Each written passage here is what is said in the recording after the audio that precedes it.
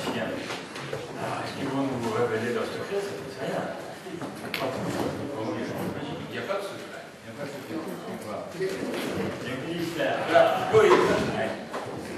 Alors, Bernard Minis. Bonsoir. Bernard Minis est un grand magicien. Bon. Je me suis procuré, je ne savais pas que c'était lui qui avait écrit ça, la magie pour les dieux. C'est passionnant, mais je n'ai pas réussi quand même à mettre les cours au point. Je vais pas pouvoir faire la démonstration ce soir.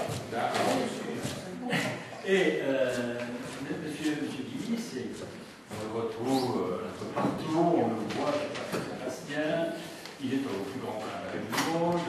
C'est donc un magicien très médiatique et il a fait énormément de choses. Soudain, c'est une date de oui, ça date déjà d'il y a. C'est la nouvelle édition en fait. Et le livre est sorti il y a 2 ans, un peu plus de 2 ans au départ. Et là, ils ont fait un coffret un peu différent, une nouvelle présentation. Et ce qui est très bien, il faut laisser le doigt dessus alors. Mais attendez, je vous laisse la parole après. Oui, parce que c'est la présentation. Oui, non, mais c'est bien, mais chacun son tour. Et c'est le fils de Teddy Vidis, qui était un acteur de théâtre très connu et tout. Alors je crois qu'on peut l'applaudir parce que c'est vraiment un grand.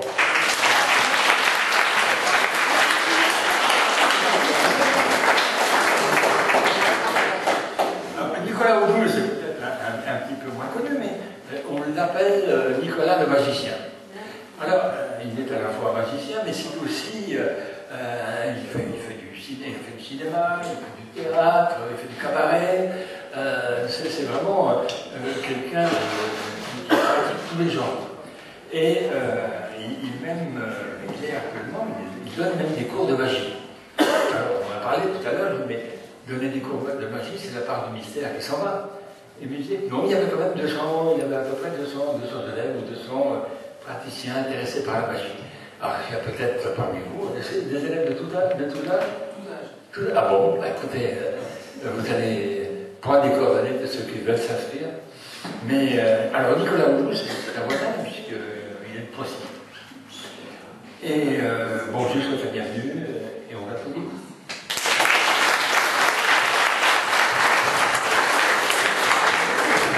Alors, Marie-Hélène de Rissé, c'est l'arrière-petite-fille de Jean Méliès.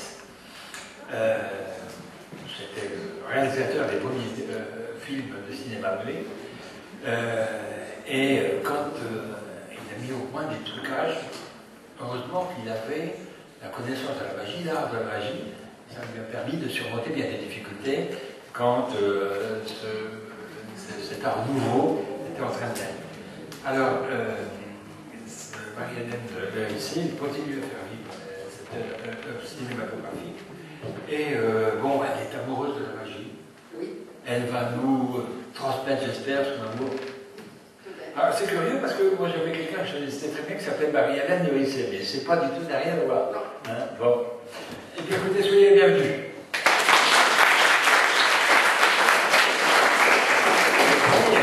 Et puis on a Vladimir aussi, qui est magicien, mais qui est un vrai magicien, et que certains d'entre vous ont vu lors du repas des anciens, Axel Dorsey, son épouse tient la pharmacie du Pont, il est magicien de profession, il fait beaucoup de cabaret, là justement il est en présentation, il est sur la route, il va nous rejoindre. Bon, et on l'applaudira, vous allez voir. Bon. Alors, par qui on commence? Par vous? On parle de magie en général. Oui. Alors vous avez un quart d'heure à peu près, chacun. Oui. Et après, il y a une discussion. C'est comme pour les élections, c'est minuté. Je pense que je me reconnais bien là. Guy, je vous parlerai d'élection après. Guy, simplement avant de donner la parole à nos intervenants, je vais faire une petite présentation. Oui. Merci. Disparition comme ça. La magie. On a jusqu'à 1h du matin, on n'est pas pressé. Voilà. Voilà. Ils veulent déjà nous mettre dehors, c'est incroyable. Voilà, la magie et ses secrets. La magie, la prestidigitation, l'illusion, la plupart des gens pensent qu'un tour de magie se résume uniquement à un truc. C'est faux. Le vrai fondement de la magie, ce n'est pas la manière dont est réalisé un tour, mais l'impact de l'effet présenté. Sans sa part de psychologie, n'importe quel tour de magie perd son sens. La magie réunit dans une même science ce que la philosophie peut avoir de plus certain et ce que la religion a d'infaillible et d'éternel, écrivait en 1859 Eliphas Lévy dans son Histoire de la magie. Le magicien est un artiste, mais pas uniquement. C'est aussi un psychologue qui sait user d'astuces, le plus simple, la plus connue étant le détournement d'attention. Alors attention. Apparition, disparition, personnage coupé en deux, tour du gobelet, bonneteau, carte magie, mentalisme, comme la lecture de pensée ou la vision d'événements à venir. La magie remonte au fond des temps. Elle était très présente dans la civilisation égyptienne. Elle se manifestait par des forces divines pouvant être utilisées par la parole ou l'image. Deux dieux y sont associés, Isis, l'épouse d'Osiris, ainsi que Héka, qui est une personnalisation de ces forces mystérieuses.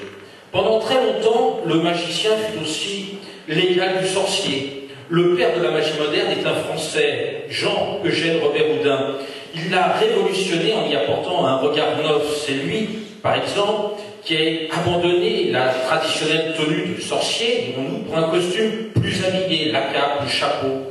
Jean-Eugène Robert Houdin, né à Bourg en 1805, était fils d'horloger. C'est un peu par hasard qu'il découvrit la magie, une passion qui ne le quitta plus. À Paris, il créa notamment le théâtre des soirées fantastiques où il se produisit de nombreuses années, multipliant les idées nouvelles en introduisant notamment les automates sur scène. Je vous rappelle qu'il était fils de l'horloger, ce qui a facilité les choses. Ses livres font encore référence. À sa mort, son théâtre fut donc racheté par un autre magicien qui est devenu encore plus célèbre lorsqu'il se lança dans le 7e art qui venait de naître, le cinéma. Je veux parler donc de Georges Méliès, dont une partie de la vie est magistralement retracée dans le dernier film de Scorsese, Hugo Cabret. Méliès qui utilisa des trucs de magicien pour réaliser les premiers trucages de cinéma.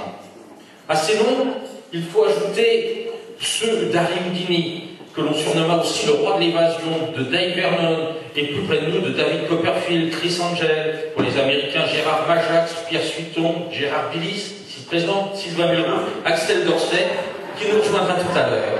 Mais comment font-ils? C'est la question que nous nous posons tous après la réalisation d'un tour. Révéler le truc, c'est généralement interdit par le code de déontologie. Mais comme pour arriver à ces fins, il y a en général une quasi-infinité de façons de procéder, et devant la demande du public, les mystères ont été peu à peu levés. Les magiciens publient livres, DVD sur certains de leurs trucs, mais il faut le savoir, tous demandent beaucoup de travail, car rien n'est pire qu'un tour involontairement raté. Lors d'une présentation, le public, où qu'il soit placé, ne doit pas remarquer le truc. Et n'allons pas imaginer l'impossible. Chaque magicien cherchera d'abord à simplifier la réalisation au maximum pour en sécuriser l'exécution. La magie est une spécialité toujours bien vivante, grâce notamment à la télévision où elle fait le plein d'audience. Spécialité bien vivante quand on observe les écoles de magie qui font également le plein d'élèves d'année en année de 7 à 77 ans. Dans un monde où le virtuel prend une place de plus en plus importante, c'est comme si le magicien aujourd'hui était l'homme qui savait ramener cette virtualité à la taille humaine, celui par qui tout devient encore possible. Un spectacle, que le magicien soit sur scène ou tout près de vous, ce qu'on appelle le close-up, reste toujours bluffant. Enfin, pour terminer cette présentation de la soirée, je ne saurais que reprendre cette merveilleuse citation d'Alain Decaux. L'art du magicien, dit-il, parce qu'il fait croire à ce qu'il n'est pas, parce qu'il prend en défaut la logique et bouscule les certitudes, est la plus merveilleuse des initiations et ce dont l'homme a le plus besoin, le rêve. Merci.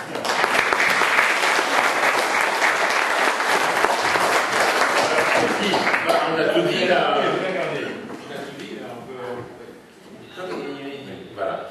Non, on a tout dit, c'est fini là. Non, écoutez, moi, qu'est-ce que je peux vous dire de la magie? La magie, c'est une passion depuis que j'ai 9 ans. J'ai commencé parce que j'ai eu comme professeur un monsieur extraordinaire qui s'appelle Georges Proust, qui a fait le musée de la magie à Paris, qui est rue Saint-Paul, dans le 4e. Et c'est un... Voilà.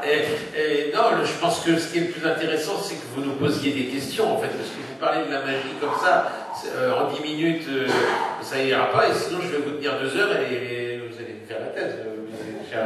Donc, non, non, pas la tête. Oui, pourquoi ça s'éteint, là? C'est quoi? C'est encore un truc pour quand il y a des débats politiques, ça en coupe la parole à l'autre.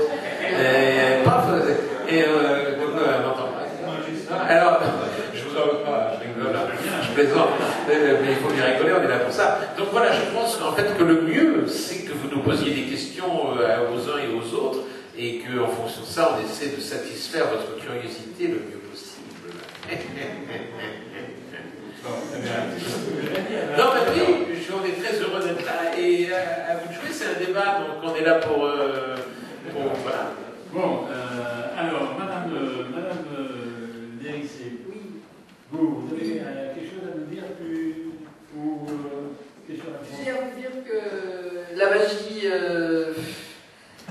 magie chez nous, c'est depuis Georges Méliès, quelque chose qui nous amuse beaucoup et que nous aimons dans la famille, bien sûr. On est suivi par beaucoup de magiciens qui sont restés des amis. On est tout le temps, la famille Méliès, depuis 4 générations, est en relation avec les magiciens, parce qu'ils sont d'une fidélité absolue à notre famille, à cause, bien sûr, du travail de l'arrière-grand-père. Alors, ce que je peux vous dire d'autre, c'est que cette année, on a fêté le 150e de Georges Méliès, que du coup, on est allé dans le monde entier montrer des films, évidemment, dont des films de magie, et que presque dans le monde entier, on rencontre des magiciens qui viennent nous saluer. Voilà. Donc, c'est vraiment une grande famille mondiale, parce que la magie, c'est magique. Voilà. Alors, l'anagramme total de la magie, c'est image, donc il n'y a pas de secret, il n'y a pas de mystère, c'est image et magie. Voilà, Méliès. Bon, monsieur Louis. Voilà. Bon, non, mais moi, je suis un peu comme monsieur Billy, c'est-à-dire que c'est vrai qu'il y a beaucoup à dire sur la magie. Nous, on est des... Enfin, moi, je suis passionné par la magie depuis la fin de mon adolescence. Et voilà, c'est une activité qui m'a donné énormément de plaisir depuis que je la pratique. Aujourd'hui, j'ai la chance d'intervenir dans une école qui s'appelle Aquiltour, qui est située au Plessis-Bouchard dans le 95, et aussi à Boulogne. On a le plaisir de partager ça aussi et d'initier les enfants, les adultes aussi, parce que moi j'ai un cours d'adultes principalement là-bas. Et c'est vrai que c'est un art qui, moi, me questionne beaucoup parce que j'ai fait des études de cinéma et j'ai par la suite été très curieux du théâtre, donc aujourd'hui je suis aussi comédien. Et c'est vrai que la magie, moi, me questionne de plus en plus. Plus j'avance dans mon parcours et plus je me pose des questions, notamment sur l'actualité de la magie. Monsieur Descamps a dit des mots très beaux, très justes, parce qu'aujourd'hui on est dans un monde très rationnel, très... où on cherche des explications, où on aime la rationalité.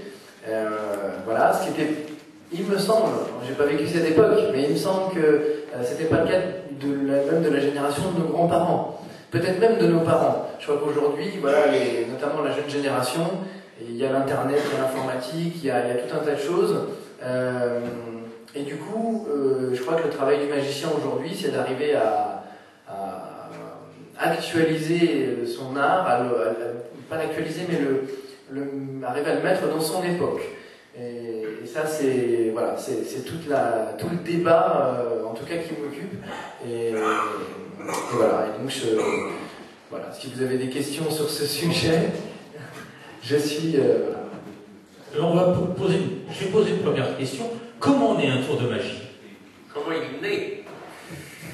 Aujourd'hui, il faut savoir que la magie, la France est le pays le plus riche, où le patrimoine magique est le plus riche. C'est-à-dire que pratiquement tous les grands classiques de la prestidigitation viennent de France, aussi d'Italie et d'Espagne, mais d'abord de France. Et que même quand on voit les grands magiciens américains comme Siegfried and Roy, David Copperfield et d'autres, ce sont des gens qui ont... Tout ce qu'ils utilisent, c'est le patrimoine européen et en particulier français. Ils le font avec des budgets que nous n'avons pas malheureusement parce qu'ils ont je ne sais pas combien de A, mais nous on n'en a plus que 2. Et il y en a un qui a disparu la semaine dernière. mais il doit être dans un chapeau quelque part, on va le retrouver. Et donc, voilà, mais il faut savoir que tout, quand on dit David Copperfield, bien sûr qu'il a, mais la base et le patrimoine européen, et en particulier français, après, bien sûr, il rajoute des idées, parce que si vous voulez, c'est comme un puzzle, la magie, c'est-à-dire qu'on prend un tour qui existe déjà, on travaille, ça nous donne des idées, on repart, on rebondit, on se dit, ah, mais je vais changer ci, je vais changer ça, on essaie de le modeler un peu à notre personnalité, avec les techniques qu'on aime, avec les subtilités, en utilisant parfois aussi des matériaux qui n'existaient pas à une certaine époque. Donc tout ça, ça fait évoluer. Alors après, parfois le tour évolue tellement que ça devient un autre tour. Hein. Mais ce qui est important justement, c'est ce qu'on disait tout à l'heure dans la voiture, parce qu'on était un peu speedé avec les embouteillages, et on n'a pas réussi à faire disparaître les embouteillages. Donc, c'est-à-dire que un magicien va rajouter une pierre, une deuxième pierre, une troisième pierre, il y en a un autre qui va rajouter, puis au bout d'un moment, ça fait un mur, et ce mur fait que tout d'un coup, ça devient un autre tour. Et voilà, alors parfois aussi, on se lance des défis, j'aimerais arriver à faire telle chose ou telle autre, et après, on cherche en utilisant... Alors, je vais vous raconter ce que je disais tout à l'heure. Je parle de la recherche, hein, parce qu'en fait, c'est un peu comme les chanteurs, il y a les auteurs, les compositeurs et les interprètes. Il y en a qui font les trois, mais ce sont des disciplines bien différentes. Mais pour ce qui est de la recherche, moi je compare assez ça au jeu d'échecs. C'est-à-dire que l'effet qu'on veut reproduire, c'est ce qu'on doit mettre en échec. D'accord? Donc pour ça, on a plein de pions. On a les trucages, on a les illusions optiques, on a la physique, on a la chimie, on a la psychologie, on a le détournement d'attention, on a plein de petites choses comme ça qu'on peut déplacer pour mettre en échec le défi qu'on s'est fixé. Donc au bout d'un moment, parfois on trouve, parfois on ne trouve pas, on va supposer qu'on a trouvé. Une fois qu'on a trouvé, bon c'est bien, mais justement si on veut après que le tour soit plus fluide, c'est exactement, il faut le patiner, il faut le rendre plus pur, etc. Parce que, on essaie d'enlever des éléments, en se disant, est-ce que celui-là j'en ai vraiment besoin, est-ce que je peux en mettre un peu moins, parce que moins on va déplacer le pion, plus l'effet va paraître pur, lisse, et donc plus net dans l'esprit des gens. Voilà, donc c'est un peu comme ça que je compare pour la recherche d'un tour. Des questions? Question, mademoiselle. Elle est très décidée. Est-ce que vous pouvez faire un tour de cœur?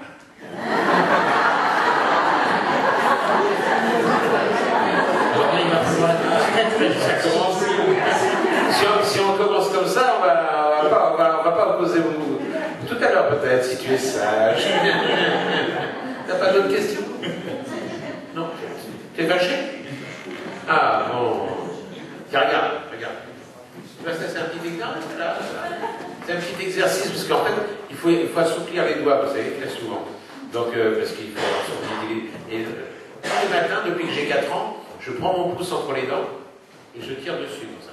Alors, ça paraît idiot, mais au bout de quelques années, ça donne ça.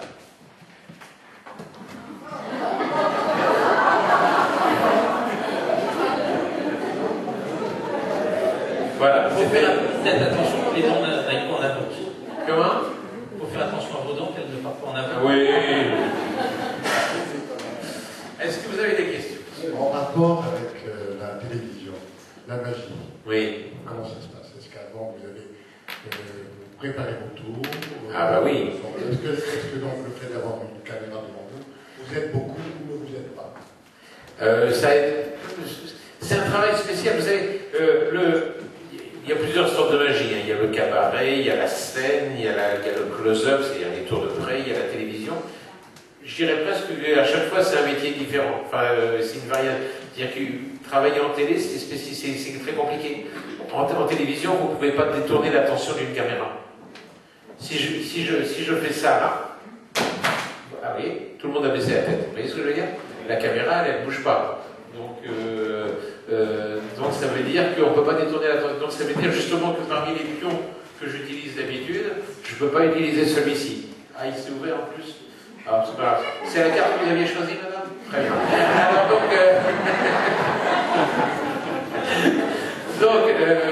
donc voilà. Donc travailler, ce qui est difficile dans une émission comme Le Grand Cabaret, c'est quoi? C'est que vous avez autour de la table des gens qui se prennent pour des vedettes. Non mais c'est vrai. Donc fatalement, il faut leur parler un peu avec des gants parce qu'il y en a qui se vexent facilement. Il y a 3 ou 4 caméras, donc on ne sait jamais vraiment laquelle va filmer, etc., etc. Et il y a du public tout autour. Donc c'est une gymnastique particulière. Mais voilà, donc il faut préparer les tours, bien sûr, il faut essayer de se renouveler parce que j'essaie d'utiliser que des cartes ou pratiquement que des cartes, mais à chaque fois présenter des numéros très différents. Donc c'est beaucoup de travail, mais c'est le challenge qui est passionnant. Arriver, l'émission a aujourd'hui 13 ans, donc ça veut dire que j'ai fait environ 150 numéros différents. J'en suis assez fier. Et est-ce que vous en avez d'autres en réserve? J'en ai quelques-uns en réserve et puis je travaille toujours, c'est-à-dire que, comme je vous disais tout à l'heure, j'ai passé l'après-midi, j'ai eu des idées dans les jours qui sont passés, mais j'étais pas mal en déplacement à l'étranger et puis j'avais un enregistrement de l'émission justement. Ben, cet après-midi, j'ai pris mes cartes, mes machins, et j'ai commencé à voir si ce que j'avais imaginé tenait la route et je vous rassure, ça a l'air de tenir la route. Voilà. Oui, j'imagine qu'il vous arrive de temps en temps de rater un tour. Oui. Dans ce cas-là, est-ce que vous pensez que ça vient plutôt de vous ou du public? Et comment réagissez-vous? Non, ça peut être, ça dépend. Si ça peut être une erreur de manipulation, ça peut être un moment des cartes qui collent, ça peut être un problème. Bon, je parle pas trop pour moi sur cette chose-là, mais parfois ça peut être quelqu'un magicien qui est sur scène, ça peut être un truc dans une boîte mécanique qui se bloque. Alors, ce qui est intéressant, c'est qu'on peut faire différemment. Quand on rate un truc avec une manipulation, on peut toujours repartir, parce qu'en général, quand on rate la manipulation, on s'en aperçoit. Donc on peut anticiper. Le problème, c'est que quand c'est un problème de tiroir qui ne veut plus s'ouvrir, ou autre chose comme ça, là, on ne peut pas faire grand-chose. Donc voilà. Donc après, ben, il faut essayer de noyer le poisson ou d'en rire, parce qu'en fait, je pense que le public sait très bien qu'on n'est pas infaillible. Et si on se prend au sérieux, ben, le public ne pardonne pas. Si les gens ont l'habitude de rigoler avec eux, de plaisanter, ben oui, ça peut arriver à tout le monde. Je suppose que parfois Guy Savoie rate sa mayonnaise, ça peut lui arriver, pas souvent, parce que c'est un grand monsieur, mais ça peut très bien, un jour où il ne fait pas attention, un jour où son œuf fait je ne sais pas trop quoi, ça peut lui arriver. Et ça peut arriver à tout le monde, voilà, nous ne sommes pas infaillibles, et tant mieux d'ailleurs, c'est rassurant quand même. Monsieur Audouze, combien de temps faut-il pour devenir magicien? Combien de temps de préparation? Combien de... L'école dure longtemps? Vaste question. L'école, j'aime pas trop moi le terme d'école. L'école a été créée par un ami qui est passionné de magie aussi, qui s'appelle Frédéric Linker, avec un autre ami magicien qui s'appelle Nat Tran. Et c'est des gens qui ont voulu mettre le nom d'école. Pour moi, il n'y a pas vraiment... Parce que l'idée d'école, il y a l'idée de contrôle, il y a l'idée d'acquérir un savoir, d'avoir un diplôme. En magie, on ne peut pas du tout dire ça. Là, on est vraiment dans un cadre où on est dans l'initiation totale. Donc, je dirais que pour répondre à la question, ça dépend complètement des gens. Parce qu'il y a des très jeunes magiciens qui s'investissent beaucoup et qui peuvent apprendre très très très vite des choses. Et puis d'autres qui ne viennent qu'au cours et puis qui apprennent un petit peu comme ça pour se faire plaisir et puis qui vont le refaire une fois chez eux et puis après ils oublieront. Voilà. Donc ça dépend de l'investissement du magicien, éventuellement de ses capacités aussi, de manipulation, parce que c'est vrai qu'on n'est pas tous faits pour manipuler des objets et tout ça, c'est assez particulier. Et puis après, c'est le goût, quoi, c'est la passion. Je crois que quand on est passionné de quelque chose, quoi que ce soit, on s'y investit beaucoup, et puis à un moment donné, on finit par avoir des résultats. Voilà. Après, devenir magicien, je ne crois pas qu'il y ait de niveau de magicien, quoi, si vous voulez. Il y a une appréciation du public, il y a, voilà, mais quand est-ce qu'on dit qu'on est vraiment magicien, je ne sais pas où est la limite, quoi. Je ne sais pas où est le moment où on peut dire ça y est, je suis magicien. Quelles sont les qualités qu'il faut avoir? Manipulation, quelles sont les qualités importantes, essentielles? N'importe qui ne peut pas le voir. N'importe qui peut pratiquer la magie, puisqu'il y a toute une palette de tours. Il y a des tours qui nécessitent de l'habileté, il y a d'autres tours qui en nécessitent beaucoup moins. Donc des gens qui n'aiment pas trop manipuler, on trouve des tours qui sont plus faciles à faire et plus... voilà, tout à l'heure, peut-être Philippe Nécan m'a demandé de vous faire un petit exemple, donc je vous en ferai un de tours qu'on peut apprendre comme ça assez facilement et pratiquer, et que ce soit juste un exercice sans que la manipulation soit un frein pour faire le tour. Voilà. Donc, voilà. Je ne sais pas si Bernard veut dire quelque chose par rapport à ça. Oui, la qualité psychologique, il faut être à l'écoute. Quand on est sur scène, quel que soit en représentation, quel que soit l'art, la discipline qu'on présente, ce qui est important, c'est d'être à l'écoute de la salle et d'essayer de rentrer en harmonie avec les gens qui sont dans la salle. Parce que qu'est-ce que c'est qu'un spectacle, même une pièce de théâtre, même un one-man show de comique, qu'est-ce qui se passe? L'artiste envoie un message. Et les spectateurs réagissent à ce message.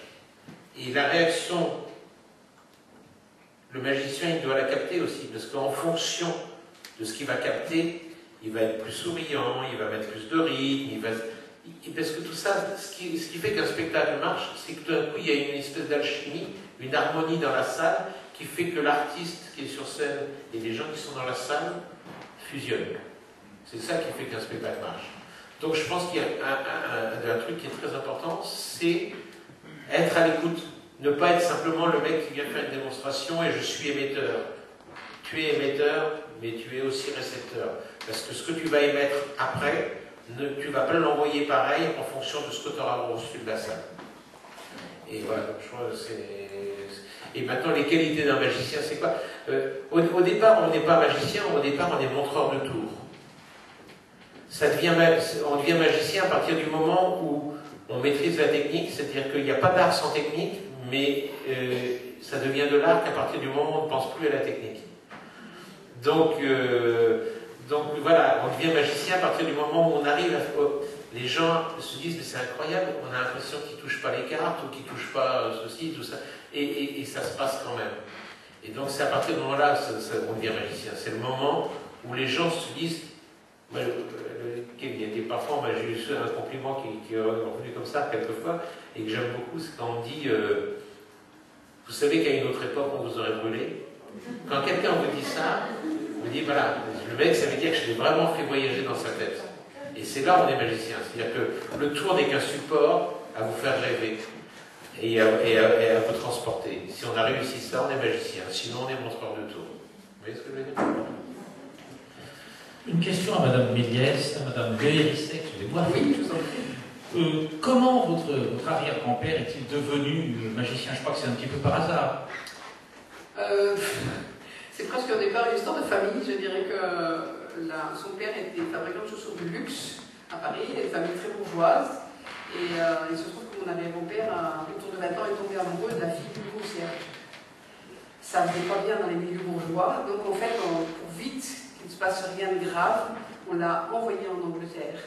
En Angleterre, on lui donne des sous pour vivre, sa famille bien sûr, de quoi se prendre un petit appartement, etc. Et puis, comme mes parents étaient vendeurs de chaussures, ils connaissaient d'autres commerçants à Londres, et on le met dans une de ses premières grandes maisons, qui deviendront plus tard à Roth, etc. Et on le met au corset pour dames à 20 ans. Les petites anglaises avec leur corset, tous les jours ils s'écarapataient, excusez le terme, il est parti. Et très vite, il adorait, depuis l'enfance, il faisait du dessin et de la peinture, et très vite, il s'est mis à fréquenter à la fois la Tate Gallery à Londres, ou bien les théâtres locaux, et il a trouvé un théâtre dans lequel il y avait deux grands magiciens, qui s'appelaient David Devant et John Manscolin, qui faisaient des tours comme savent faire les Anglais, extrêmement précis, extrêmement délicats. Et il s'est rendu compte en allant plusieurs fois les voir que les décors étaient un peu abîmés ou pas en très bon état, et peut-être très succinct aussi. Et il a proposé aux deux grands magiciens de refaire les décors, parce que son truc à lui c'était le dessin et la peinture. Et alors ils ont dit, mais on n'a pas d'argent pour vous payer, on ne peut pas faire ça. Et alors il a répondu, si, vous allez m'enseigner la magie. Un an plus tard, il est rentré à Paris et il était magicien. Magicien de salon. Alors il a commencé par faire de la magie de salon, c'est-à-dire chez les personnes, pour par exemple un anniversaire, pour une fête, les dames à l'époque recevaient, elles avaient un jour, donc on faisait du piano, de la magie, du chant, etc. Puis ensuite, très vite, il a travaillé au musée Grévin, et puis à la galerie Vivienne. Et il y avait à l'époque un marchand de trucs à Paris, ça existait déjà, il y en a encore à Paris en ce moment, qui vendent des tours magiciens, des objets de magie, pour faire de la magie. Et donc il y avait un marchand qui s'appelait Émile Voisin, et qui savait que Georges Méliès avait pas mal de sous, parce que son papa venait de décéder, donc il y avait des sous dans la caisse.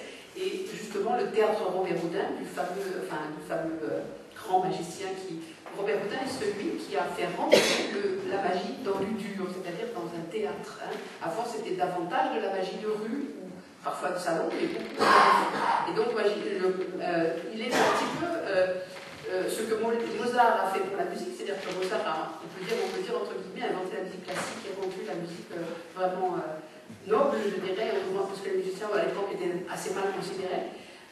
Donc Robert Houdin fait rentrer la magie, Molière fait rentrer le cinéma, le théâtre dans le dur aussi, et Georges Méliès, lui, il est à la base du cinéma, évidemment, et il devient le premier metteur en scène du monde du cinéma, et il est nommé par Louis Lumière, créateur de l'art, en lui remettant la Légion d'honneur, Louis Lumière, il dit vous êtes le créateur de l'art cinématographique. Donc voilà pour en ce qui concerne Méliès, comment il est arrivé magicien. Je vais juste ajouter une chose, puisqu'on est dans une mairie, je suis à gauche du maire et en face de Marianne. Ah oui, c'est bien quand même. C'est une belle, Marianne. Pas jeune, hein.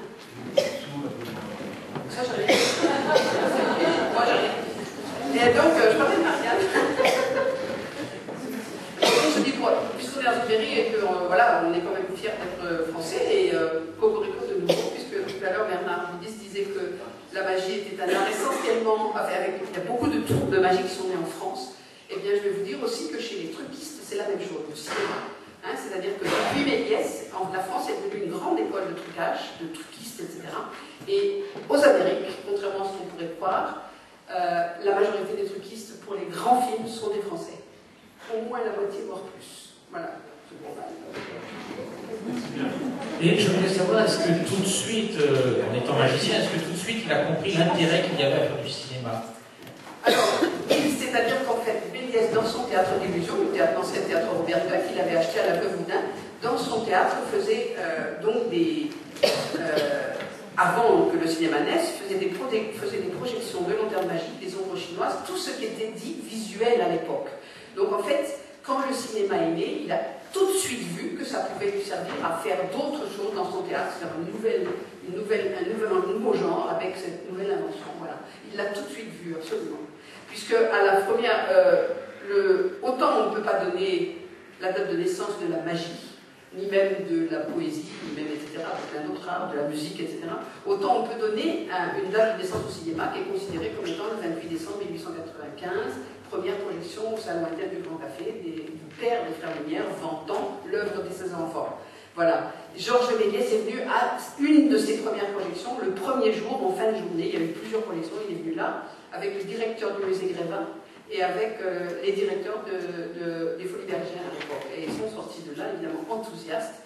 Et aussitôt, il a voulu tourner. Il s'est fait fabriquer une caméra semblable, mais pas identique, pour ne pas avoir d'ennui. Et 4 mois plus tard, il tournait ses premiers films. Il en a fait 520 en 13 ans de production. Voilà, 16 ans de production, pardon. Et vous, comment vous êtes devenu magicien? Parce que vous ne l'avez pas dit. On n'est pas magicien, on le devient. Et comment au départ, c'est une boîte de magie pour enfants que j'ai eue. Et ensuite, mon père, donc, qui était comédien, a rencontré sur un plateau télé Gérard Majax, qui lui a donné les coordonnées de Georges Proust, le monsieur dont je vous parlais tout à l'heure, qui a inventé l'Académie de magie rue Saint-Paul. Et c'est ce monsieur qui m'a, pendant quelques années, m'a appris la magie, et m'a appris surtout à aimer et m'a donné une certaine éthique de ce métier. Et c'est un monsieur formidable, et c'est un des plus grands collectionneurs du monde que Georges Proust. Et voilà, et puis après c'est un métier un peu solitaire, un magicien, c'est-à-dire que c'est pas comme les comédiens qui travaillent avec une troupe, le magicien, il travaille beaucoup par lui-même, et puis après il essaie de rencontrer des maîtres, leur montrer ce qu'ils savent faire, et après les maîtres, s'ils apprécient le travail que vous avez fait, ils vous adoptent et ils vous apprennent un peu leur style, leur manière de travailler, parce que chacun a ses techniques, ses astuces. Les connaissances sont assez pyramidales, c'est-à-dire que il y a des experts qui connaissent plein de choses sur des petits détails, mais plein de petites techniques que ceux qui sont à un certain niveau de la pyramide ne connaissent pas obligatoirement. Mais c'est pareil en cuisine. Je veux dire, enfin ça, je vais encore vous dire ce que je disais tout à l'heure, c'est-à-dire que le petit coup de main, le petit produit en plus, ceci, cela, font qu'il y en a certains qui, d'un coup, quand on les voit travailler, on a l'impression que tout est fluide, et c'est parce qu'en général, ils ont plein de petits détails que les autres n'ont pas. Et donc, ce qui est passionnant, c'est justement de rencontrer ces maîtres, d'aller les voir. Aujourd'hui, il y en a beaucoup qui ont disparu, enfin, je parle de ceux qui m'ont guidé.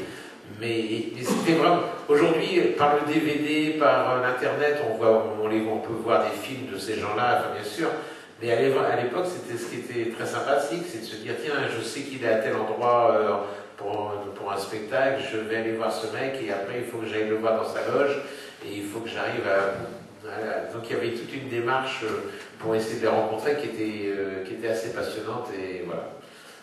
Et j'ai eu la chance de rencontrer à peu près tous les grands maîtres que je voulais rencontrer dans ma spécialité, c'est-à-dire le close-up et les cartes. Vous dites que cet métier vous exercez personnellement, et qu'il n'y a pas d'échange sur les comédiens. Mais est-ce que vous échangez quelquefois autour?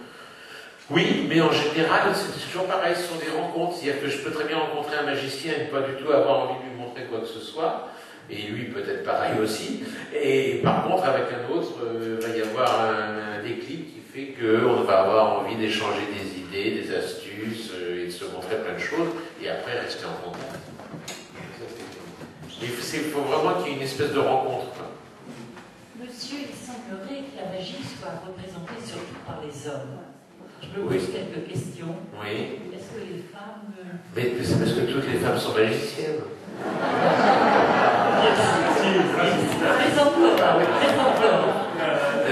Non, il y a quelques femmes magiciennes, c'est vrai. Il y a quelques femmes magiciennes, mais pas tant que ça, c'est vrai. Mais alors je pense que pendant longtemps, c'est pas que c'était fermé aux femmes, mais disons que c'était vraiment c'était magicien, enfin voilà. Maintenant, ça s'ouvre beaucoup, mais c'est quand même beaucoup. Je suis sûr que dans son école, parce que moi je vois sur Facebook, j'ai beaucoup de jeunes filles qui me disent, ah ben, je fais de la magie, nanana, nanana, nanana. Donc je pense que c'est quelque chose qui est en train de se développer en tout cas. Mais il y en a quelques-unes, hein. Il y a Caroline Marx, il y a Elisabeth Abato, il y a comment elle s'appelle, enfin il y en a quelques-unes, oui, si. Et en numéro de scène, il y a pas mal de femmes qui font des grandes illusions. Non, il y a... Mais c'est vrai que... En général, c'est une femme qui va au en fait, voilà. C'est qu'en fait, tous les magiciens, ils ont coupé leur femme en... Elle a pu faire le tour. Vous voyez? C'est plus esthétique qu'une femme sur la scène. Ah oui, ça peut pas être les deux en même temps. Non. Ah d'accord. Ouais, toi, vas-y, vas-y. Que c'est plus esthétique qu'une femme à mettre sur la scène, dans une jolie tenue, à tenir une belle position qu'un homme sur un... Voilà, c'est quoi, c'est vrai. Parce qu'en barésie, je suis pas terrible. Je n'aime pas particulièrement les femmes,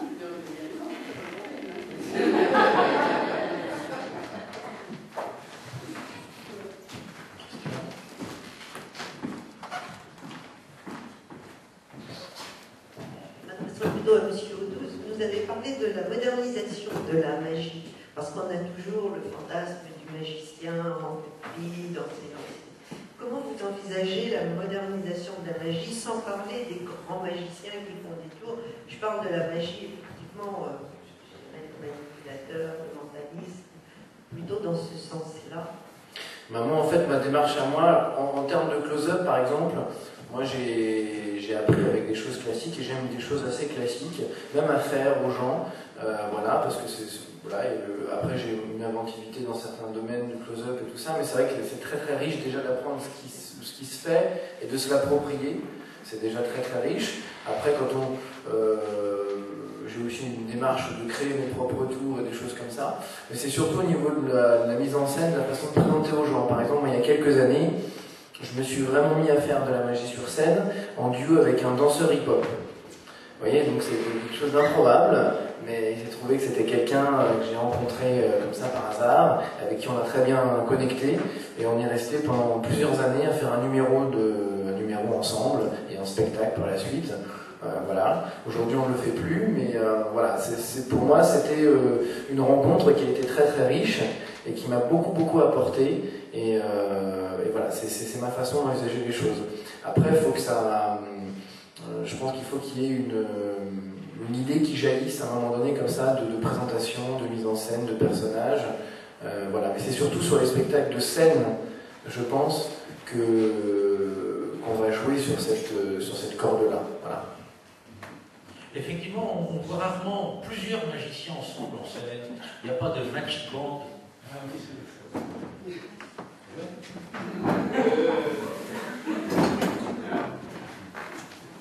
Bah oui, non, c'est parce que justement, chacun a sa... Tant qu'ils ont tous leurs secrets, ils ont tendance à ne pas travailler ensemble. Il y a des duos. Les duos, ça existe. Il y en a quelques-uns. Penn and Teller aux États-Unis, tout ça, il y en a. Mais c'est vrai qu'il n'y a pas les compagnons de la chanson en magie. Vous voyez ce que je veux dire? Donc, voilà. Mais par contre, ce qui est intéressant dans ce qu'il vient de dire, je trouve, c'est que de plus en plus, dans tous les spectacles, les arts se mélangent. Si vous regardez les spectacles de danse de Pietra Gala, il y a des moments où elle a une marionnette à côté d'elle, il y a des choses comme ça. Le Cirque du Soleil, ça mélange toutes les disciplines. Même dans les comédies, je vois là, il y a des chanteurs, enfin des mecs qui ont des micros là, et ils s'entourent maintenant d'effets spéciaux. Daniel Harry a réglé pas mal de choses pour des comédies musicales voilà. Et donc c'est intéressant de voir qu'aujourd'hui on mélange beaucoup plus les disciplines.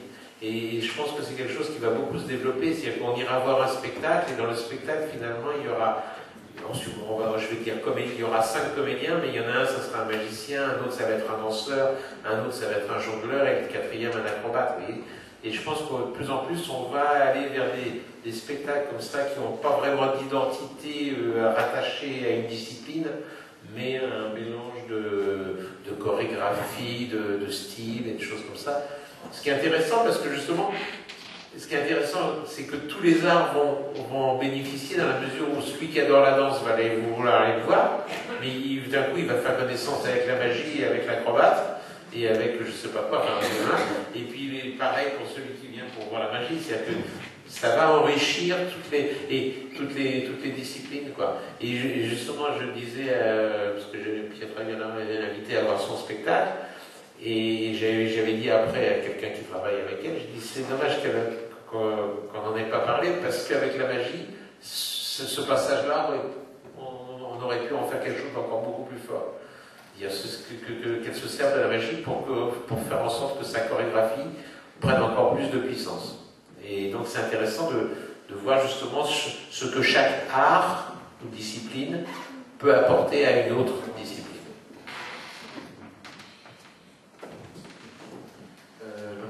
Ne pensez-vous pas qu'à long on puisse finir par avoir fait le tour de la magie, notamment par l'expansion de ses possibilités par Internet? Ça fait des milliers d'années que ça existe et on n'a toujours pas fait le tour, alors de toute façon c'est pas pour demain.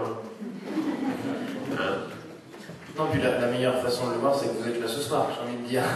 Donc ça attise quand même toujours les curiosités, et voilà, même s'il y a eu des émissions même qui se sont proposées de démonter des trucs ou des choses comme ça, mais les gens vont toujours voir des spectacles de magie avec autant de plaisir. Je crois que c'est comme le théâtre, quoi. Je suis d'accord avec... Il y a des trucs qui reviennent assez régulièrement, la colombe ou le pigeon qui sort du chapeau. Il y a des classiques, quoi. Ah oui, bien sûr qu'il y a des classiques.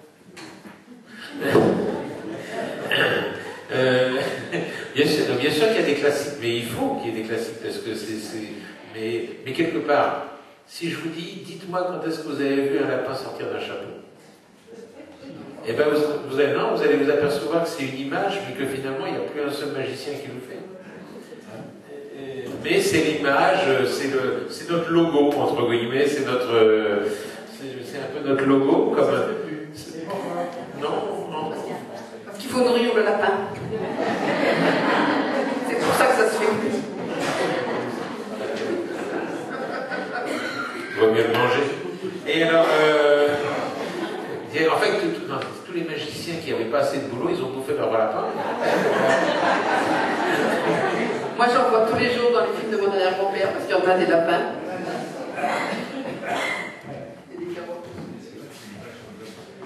Pour le lapin, c'est Jerry Lewis qui fait.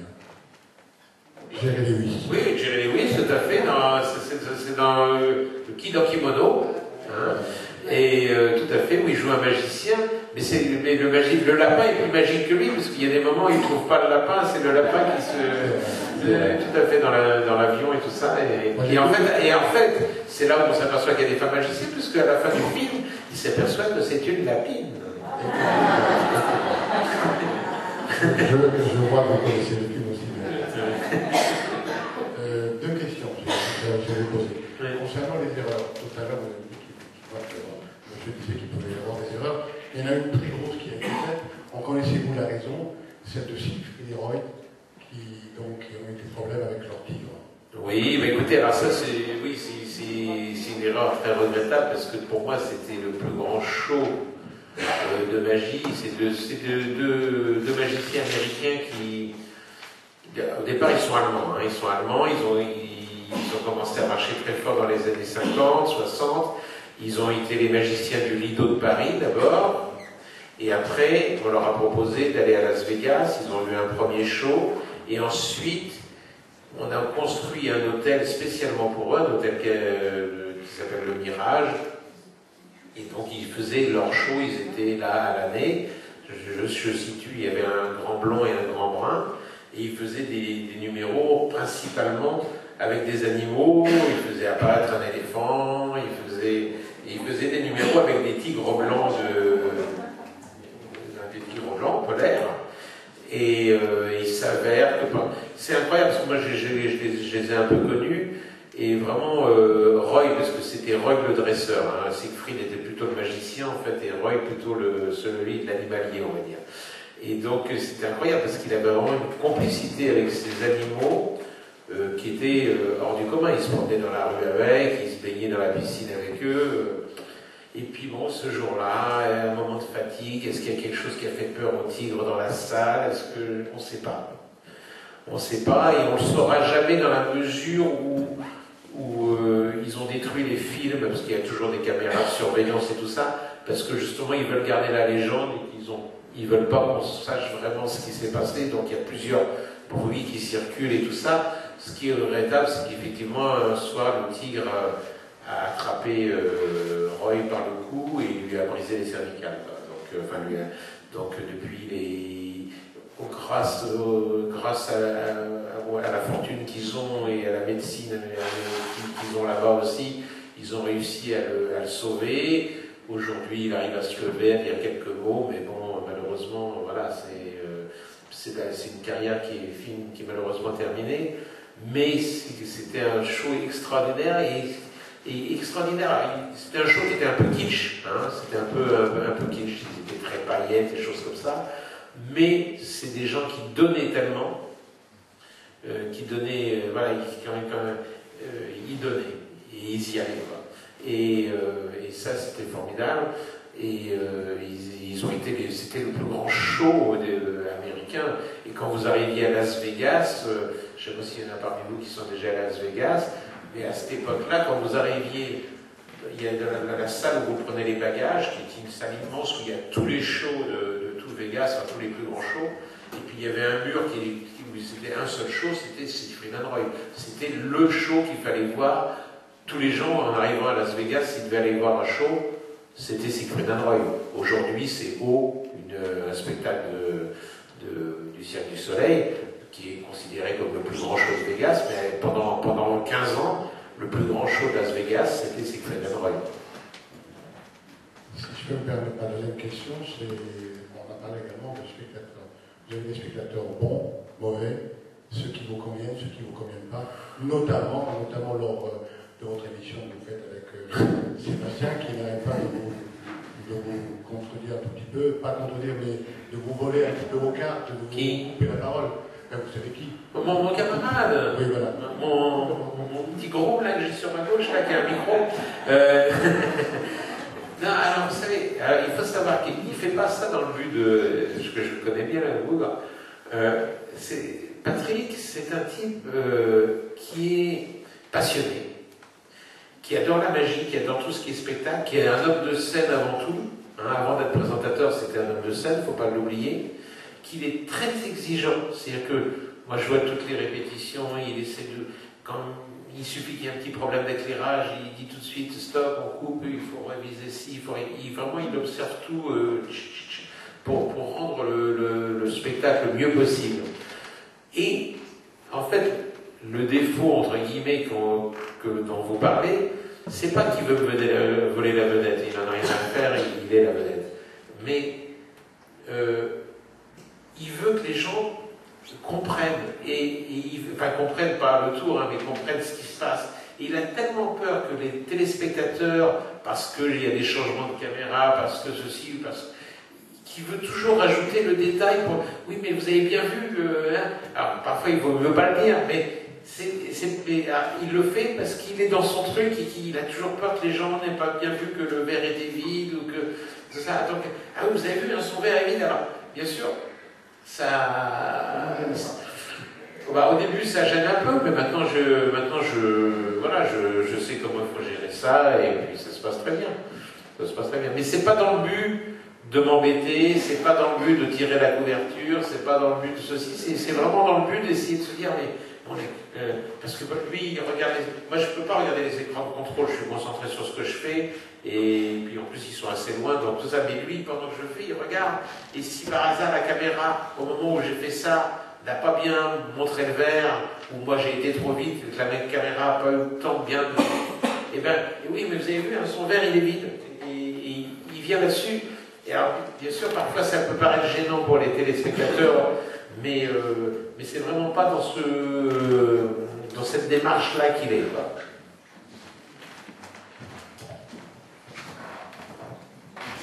Lorsque vous créez un tour, est-ce que vous déposez l'idée d'un avant-ministre un petit peu comme une invention? Non, je ne la dépose pas comme ça mes confrères peuvent me l'appliquer. Mais on n'a pas de SACEM de la magie, si vous voulez, c'est ça que vous voulez me faire dire. Les tours ne sont pas protégés.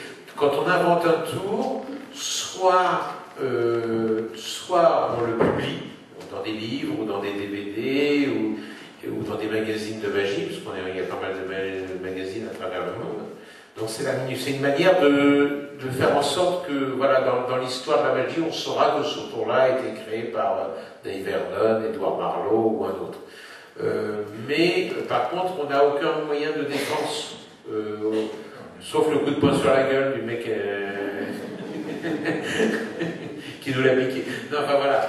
Donc, mais quelque part, enfin, je veux dire, c'est vrai que ça serait bien, j'aimerais bien toucher, si les gens qui font les tours que j'ai fait, me payer des droits à chaque fois qu'ils les font, ça serait top.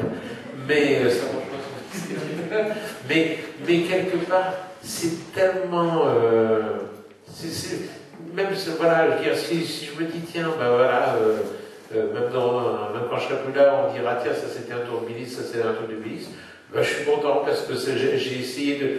La magie m'a apporté beaucoup de choses et m'apporte toujours beaucoup de choses. Et il y a un truc, je pense, qui est vachement important que tous les artistes devraient se mettre dans la tête, c'est que la magie nous apporte beaucoup de choses. Et il y a un moment où il faut que nous aussi, on lui apporte quelque chose. C'est-à-dire par la notoriété, par la manière dont on en parle, par l'éthique qu'on va essayer de transmettre, et par les tours justement qu'on aura créés et qui peut-être resteront dans l'histoire de notre métier. Pensez-vous pas que le bon magicien, c'est pas celui qui n'imite personne, mais celui que personne ne peut imiter? Moi je pense que le grand magicien, c'est celui qui est imité, parce que ça veut dire que tout le monde le vénère. Maintenant, vous savez, les imitations, il y en a des bonnes, il y en a des pas bonnes. Donc, mais fatalement, de toute façon, on est toujours inspiré par ses maîtres. Moi, je ne me rends pas compte aujourd'hui, mais certainement que quand j'ai débuté, j'essayais de ressembler à un tel ou à un tel parce que c'est nos idoles. Mais petit à petit, il faut se forger sa personnalité, sa manière de faire la magie et tout ça. Être inimitable, bon, il y a bien Lustucru qui est incollable, non, c'est Benz, mais inimitable, si on peut toujours imiter. Et voilà, le problème, si le mec est vraiment très très bon, c'est vrai que ce seront des pâles copies. Quand on est imité, c'est la gloire aussi, c'est bien sûr. Ouais. Oui, nous, on a retrouvé des faux dessins de Méliès dans des ventes aux enchères, et ça nous fait bien rire, on laisse faire, et les gens ils achètent des faux Méliès, on sait que c'est pas des vrais, mais quelle gloire.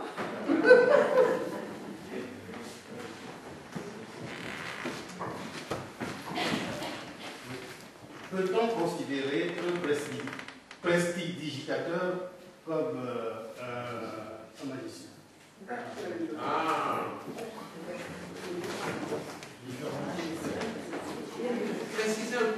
Précisez un peu votre question, parce que vous parlez magicien. Oui. Est-ce que la prestidigitation fait partie de la magie? Ah, bien sûr, bien sûr. Après, on dit magicien, mais le magicien c'est le titre générique, que ce soit les illusionnistes qui font des grandes illusions, ou que ce soit le magicien qui fait un numéro de colombe, de magie générale, ou que ce soit le magicien de close-up, on dit magicien. Pourquoi je préfère le terme magicien? Moi, c'est parce que justement, rien que ça fait rêver. Prestidigitateur, il n'y a rien de. Enfin, ça ne fait pas rêver, quoi. Magicien, ça fait rêver. Illusionniste, oui. Mais moins de magicien.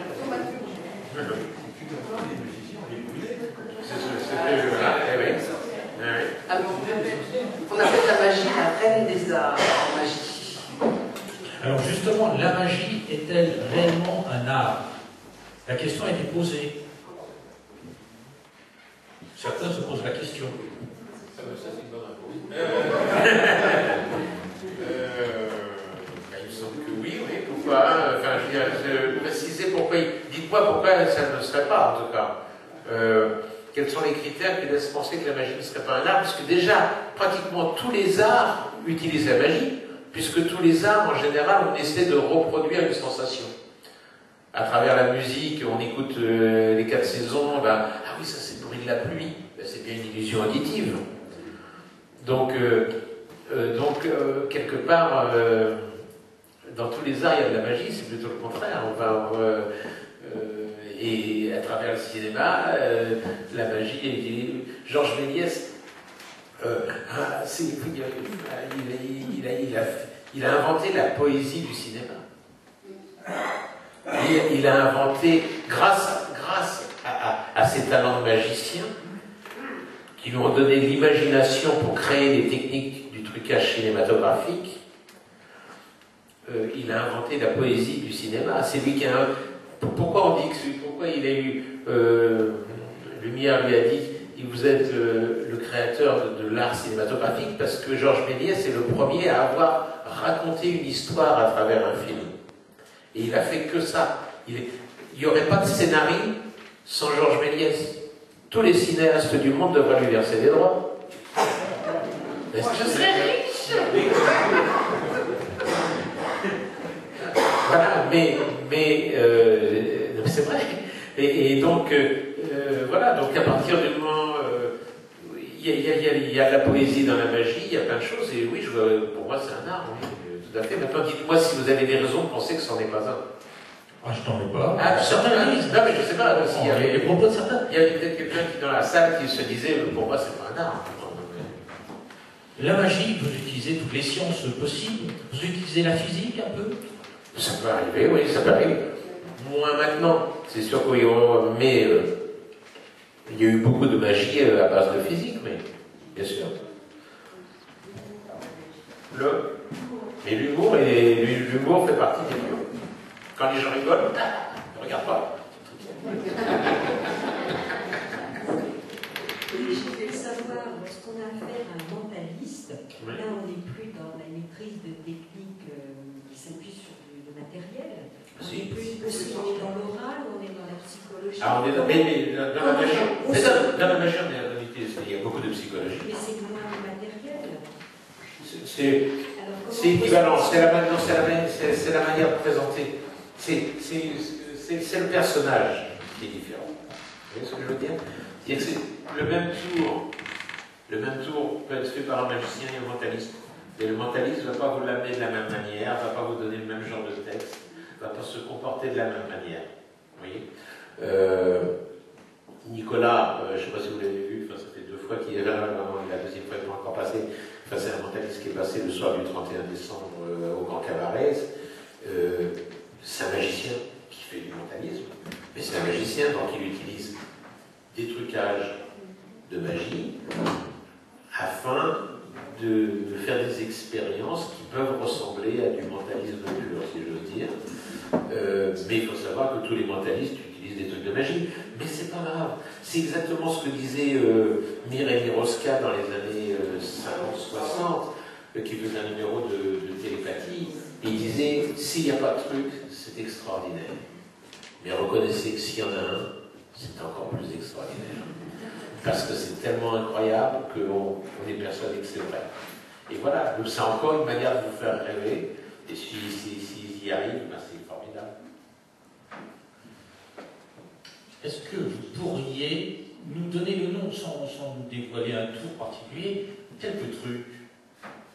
Attendez, j'ai pas comment C'était votre question, cher ami. Oui, monsieur. Est-ce que vous pourriez nous donner l'utilisation de quelques trucs en magie? Comment c'est l'utilisation? Le magicien est-il armé? A-t-il un costume particulier? Qu'est-ce qui se cache dans ses doublures? Mais on utilise tout. On utilise tout. Oui, on peut. Sortir. Donc, oui, en fait, tous les coups sont permis. Tous les coups sont permis. Mais ce qui est ça qui est formidable, c'est que selon le lieu, selon la disposition du public, on ne va peut-être pas faire de la même manière. Donc effectivement, pour faire apparaître, on va schématiser, pour faire apparaître une femme dans une boîte, ça peut être une trappe, ça peut être un système de miroir qui fait qu'on ne voit pas la femme arriver, ça peut être un drap noir qui cache avec un contre-jour, ça peut être plein de choses. Et c'est ça qui est formidable, c'est que pour faire la même chose, il peut y avoir 20 méthodes. Et c'est pour ça que parfois les gens disent « Ah oui, j'ai vu un type, il fait ça et ça. Vous savez comment il fait ?» Non, parce que ça va dépendre. Il faut que je le voie moi. Parce que selon comment il va être habillé, selon comment il va être disposé, selon les éclairages, ça ne sera peut-être pas la même manière. Il y a des choses avec des fils qui se baladent en l'air? Bien sûr. Oui. Les araignées. Dans les théâtres, il y en a beaucoup. Il y en a qui m'ont peur. Non, et puis je voulais dire juste une petite chose par rapport à ce que disait Bernard aussi, c'est que souvent les gens nous disent, en effet, nous posent la question, ils disent « Ah oui, j'ai vu un magicien, il a fait ça, c'est extraordinaire ». Et non seulement on ne peut pas dire, parce que ça dépend de l'endroit, etc., mais en plus, bien souvent, la magie, et ça c'est assez extraordinaire à vivre, c'est qu'il y a un effet un peu téléphone arabe, si vous voulez. Donc ça veut dire qu'il y a quelqu'un qui voit un effet quelque part, et il va le raconter à quelqu'un d'autre, qui va le raconter à quelqu'un d'autre. Et à chaque fois, l'effet peut être multiplié par 1000, par 10 000, par 1 million, ou être parfois, au contraire, sous-évalué. Et donc ça c'est très rigolo, parce qu'en fait, dès que ça passe par l'imaginaire des gens, on se rend compte que chaque spectateur ne voit pas la même chose. Voilà, et qu'il interprète complètement différemment les choses. Voilà. Et ça c'est très rigolo. D'ailleurs, c'est un principe qu'on voit même en justice, le nombre de fois où 3 personnes ont eu le même accident, ils racontent 3 histoires différentes. Et je vais vous raconter une histoire très drôle. J'ai un copain italien qui est un grand avocat italien, mais qui est magicien aussi, un amateur. Et une fois dans un procès, il y avait des témoins qui disaient ci, qui disaient ça. Il a fait un tour de magie en disant « Alors, elle est où la balle ?» Enfin, en 1, non. Donc ça prouve bien que ce que vous voyez n'est pas obligatoirement ce qui s'est passé. Voilà. Donc il a utilisé la magie dans une plaidoirie pour défendre un client.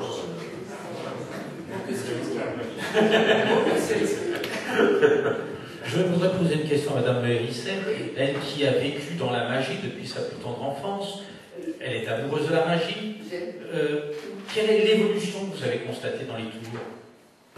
Quelle est l'évolution que j'ai constatée? Je dirais plutôt que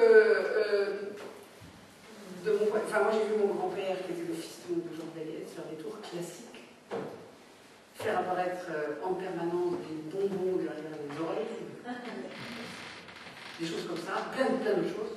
Mais je pense que c'est chaque magicien qui... Ça n'a rien à voir. Il n'y a pas... Je ne peux pas parler d'évolution. Chaque magicien, en fait, apporte son... Ça se fait encore, sortir des bonbons derrière les oreilles?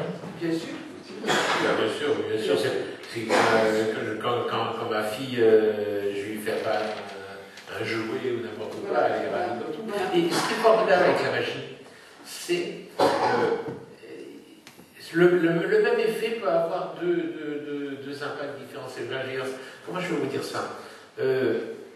Voilà, si quelqu'un a envie de quelque chose et que vous lui faites apparaître, ça devient un miracle. Ça devient un miracle. Je fais apparaître un truc là, ouais, c'est bien, c'est bien. Mais si la personne a faim et que vous lui faites apparaître un sandwich, c'est un miracle. Vous voyez ce que je veux dire?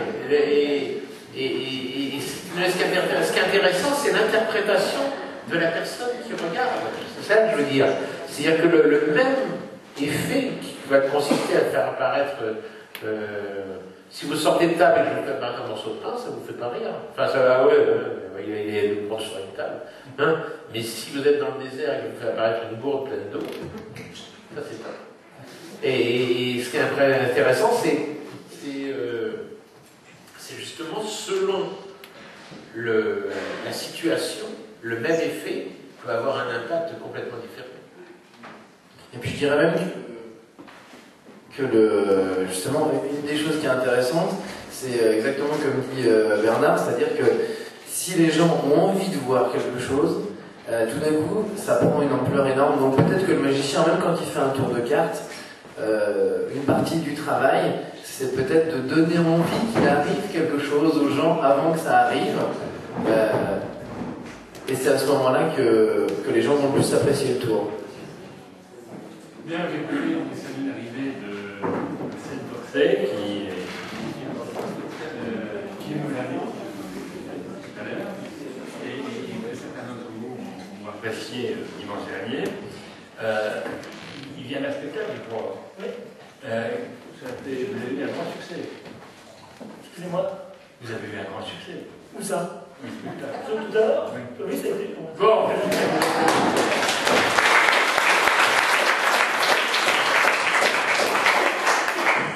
On peut dire que la magie est un art moderne encore.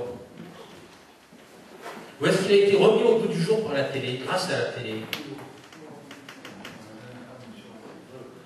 Ah non, moi je suis pas un spécialiste dans le domaine. Non, je pense que Bernard est plus approprié à répondre, puisque c'est un homme médiatique qui est tout le temps avec elle.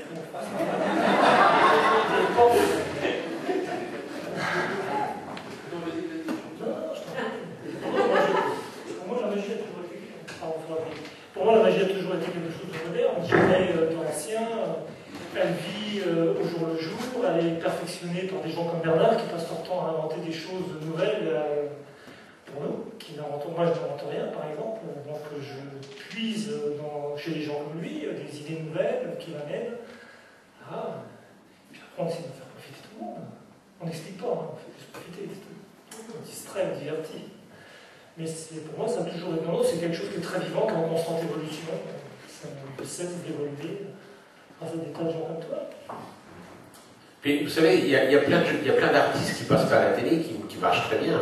On a toujours tendance à dire ce qu'il y a à la télé, c'est... Oui, bon, c'est vrai, c'est une chose, mais il y a des gens qui font des tournées internationales et à droite à gauche, dans le monde entier, et qui tournent très bien et qui sont absolument pas connus. C'est-à-dire que c'est pas... La télé, c'est une manière de travailler, c'est une chance d'y être, c'est un peu plus de métier que pour y rester, mais il faut savoir que voilà, le magicien de la télé n'est pas forcément le magicien le plus connu du monde n'est pas forcément le meilleur magicien du monde. Vous voyez ce que je veux dire? Ce sont deux choses différentes. Parce qu'une carrière, c'est quoi? C'est un peu de talent, c'est beaucoup de chance, du relationnel, de l'opportunité, c'est beaucoup de choses, quoi. C'est une alchimie de pas mal de choses. Et puis ne pas laisser passer la chance quand elle passe. parce qu'il y en a qui la laissent passer, et puis d'un coup ils s'aperçoivent que le train il est déjà 2 gares plus loin.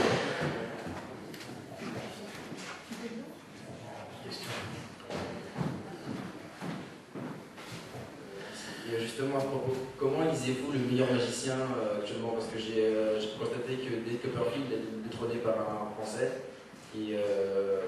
Ah oui? Lequel? Venel.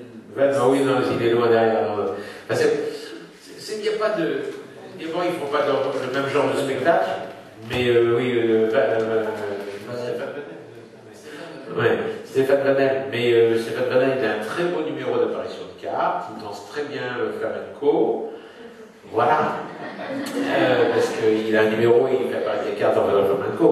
Maintenant, il est loin d'avoir détrôné David Copperfield, puisque. Oui, non, mais c'est pas une agression, hein, je ne prends pas ça d'abord. C'est pas une agression, parce que j'essaie de mettre un petit peu les pendules à l'heure. Il faut savoir que David Copperfield, et bon, ça fait moins de temps, 15-20 ans qu'il est avec Siegfried and Roy, mais Siegfried and Roy, en réalité, ils étaient les 2 shows de magie qui marchaient mieux à travers le monde, qui fait environ 300 galas par an. Pas mal. Et puis voilà, et que si on veut parler réussite financière, il fait quand même partie des 10 plus grosses fortunes, même encore aujourd'hui, du show business américain. Donc ça prouve que ça marche quand même pas si mal que ça. Mais bon, la réussite financière et la réussite artistique, pour moi, sont 2 choses complètement différentes. Voilà.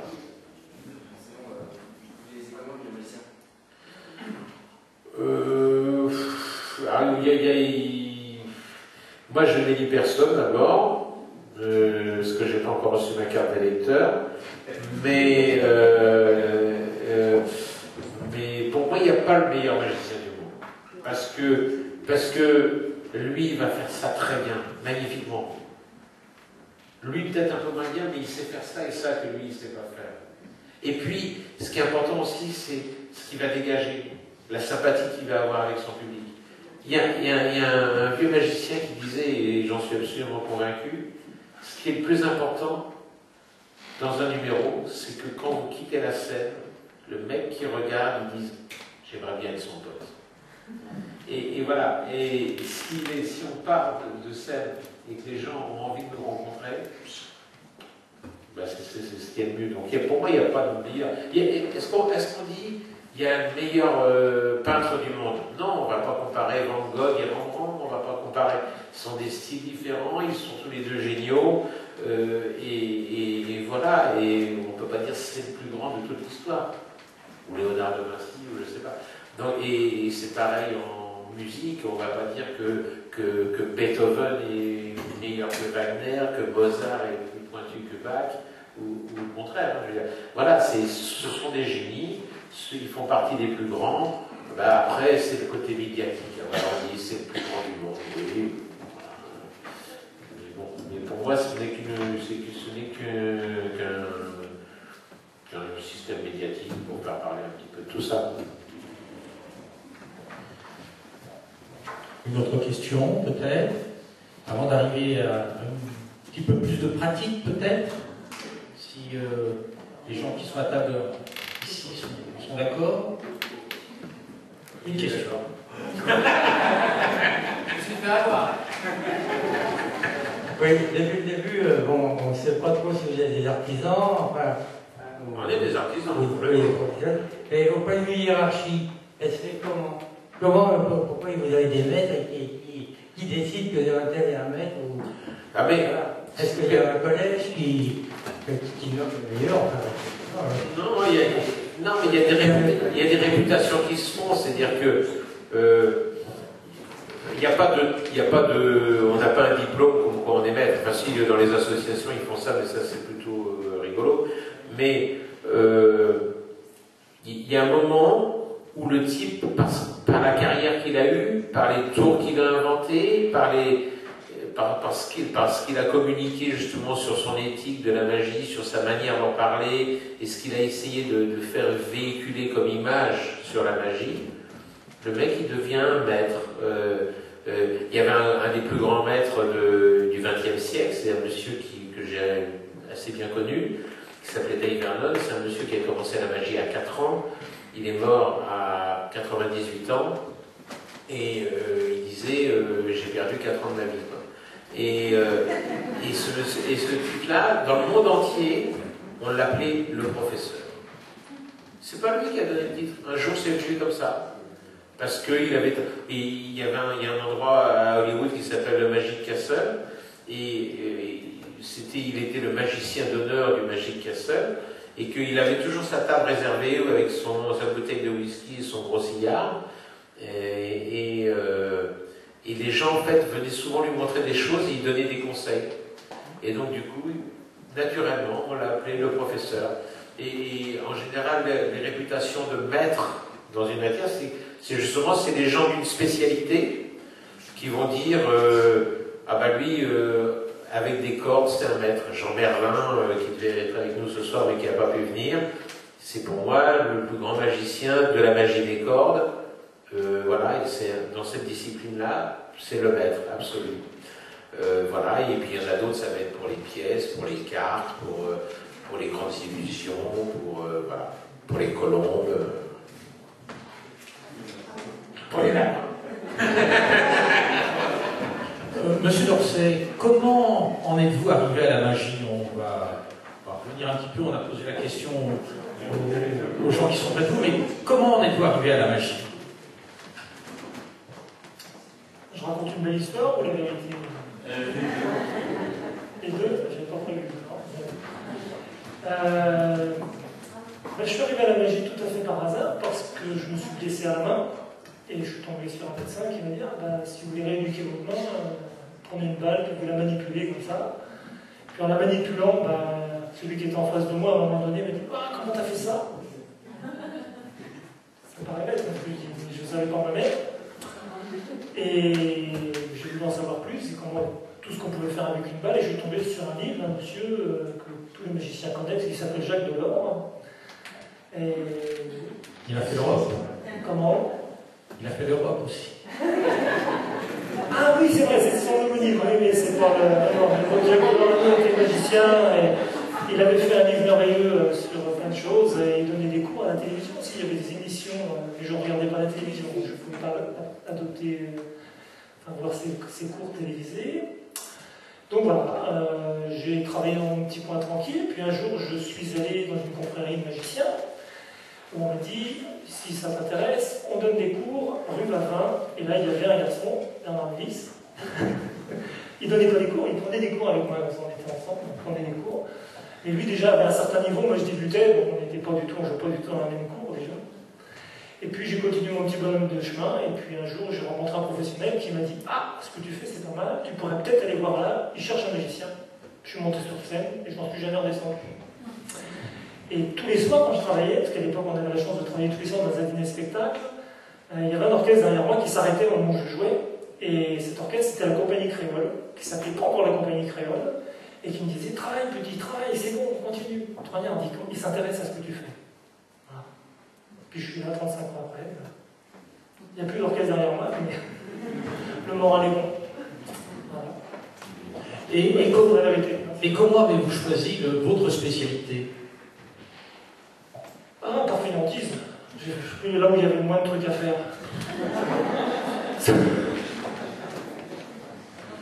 Alors j'ai d'abord regardé mes camarades, et puis je me suis dit, bon, qu'est-ce que tout le monde fait? Beaucoup de gens, beaucoup de magiciens font la même chose malheureusement. Donc je me suis dit, je vais essayer de me distinguer, de ne pas faire ce que font mes camarades. Et puis il y avait une chose qui m'avait surpris chez les magiciens, parce que j'ai débuté en tant qu'adulte, j'avais quand même 20 ans quand j'ai appris mon premier tour de magie, donc je ne suis pas arrivé comme Vernon ou comme Bernard très tôt dans la magie. Donc je suis arrivé avec un regard d'adulte sur la magie. Et je me suis dit, mais bon, ces magiciens prétentieux, toujours vouloir tout réussir et tout, mais ça, je trouve que c'est un peu. Ça me déplaisait, ça ne me satisfaisait pas. Et donc je suis parti à la contre-pied et j'ai dit, je monte un numéro où mon lapin vient foutre le bordel dans le numéro. Et je suis parti de cette idée-là. Donc c'est plus vraiment de la magie, c'est de la comédie, où il y a une relation amicale entre le lapin et le magicien, mais pas du tout celle qu'on attend. C'est le lapin qui... Et alors, est-ce que vous avez mangé le lapin depuis? On ne pose pas de questions qui fâchent.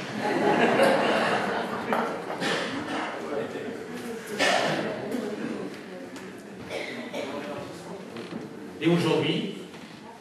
Aujourd'hui, je vous remercie, ça va.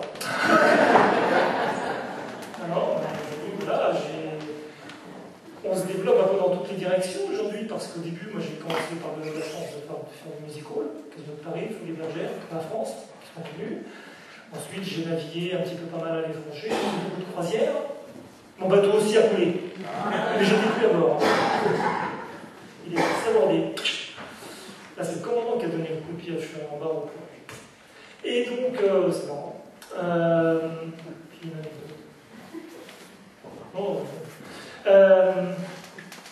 et ben, j'ai monté plusieurs numéros.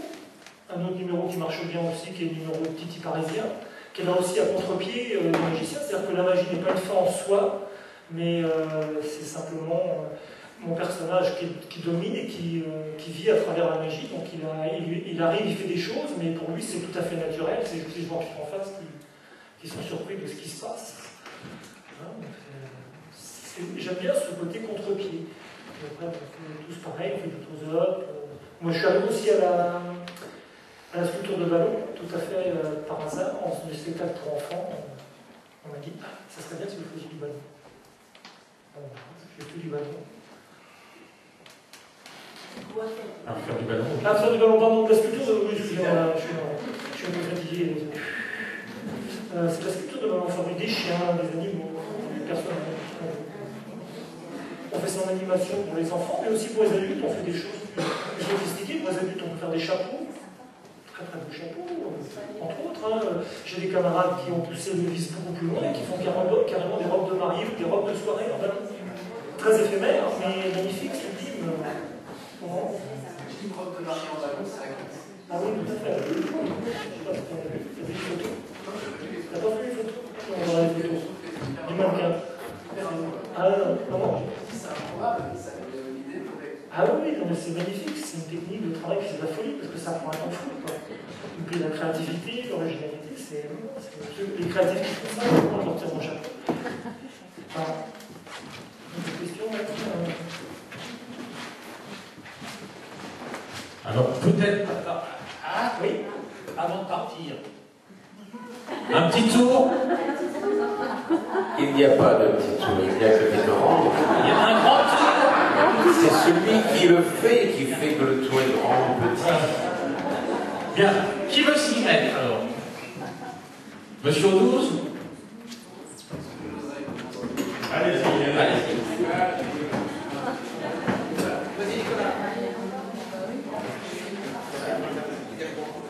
Quel moment m'amène.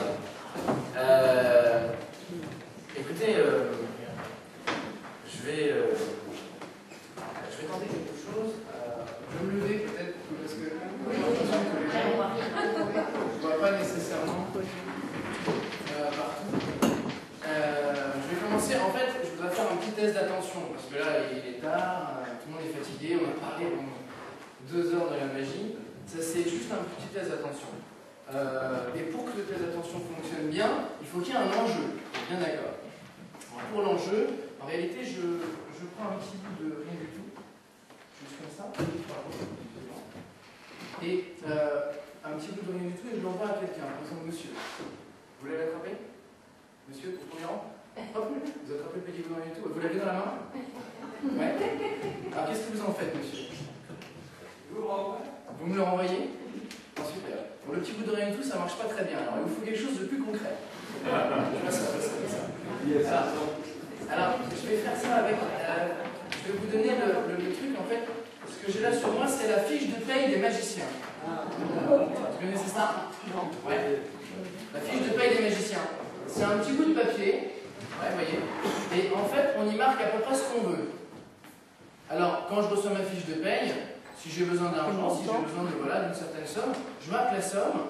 Et en réalité, il suffit juste de plier le papier en 2, en 4, en 8, de souffler dessus. Et vous allez voir que si on retourne dans le bon sens, on a l'impression qu'il se passe quelque chose de bizarre. C'est que ici, on a l'impression que le petit bout de papier devient un billet.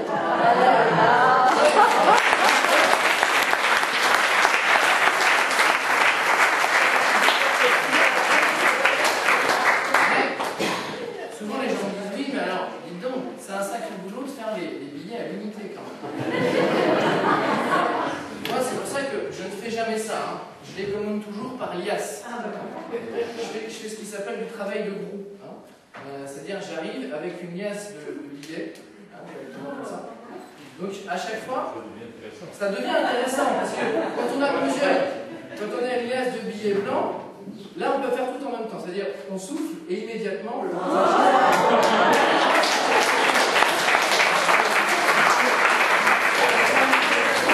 salaire commence à être un peu plus intéressant. Je savais que ça vous plairait, je savais que l'enjeu est donné. Hein. Vous aurez droit aux petites fiches de salaire de magicien en sortant, si vous voulez. Donc, je vous ai promis un petit test d'attention. J'ai ramené des grandes cartes parce que je savais que vous seriez nombreux. Voilà. Et je suis venu en 2 roues, tout ça, donc j'ai la place de mettre des grandes cartes. L'idée est très simple. On va jouer, est-ce que vous le savez, vous avez déjà vu ce jeu plusieurs fois, est-ce que vous savez ce que c'est que le Bonto? Oui. C'est un très vieux jeu, tout le monde connaît. Ça se fait avec 2 cartes noires et une carte rouge. Ouais. Alors le but du jeu est très très simple.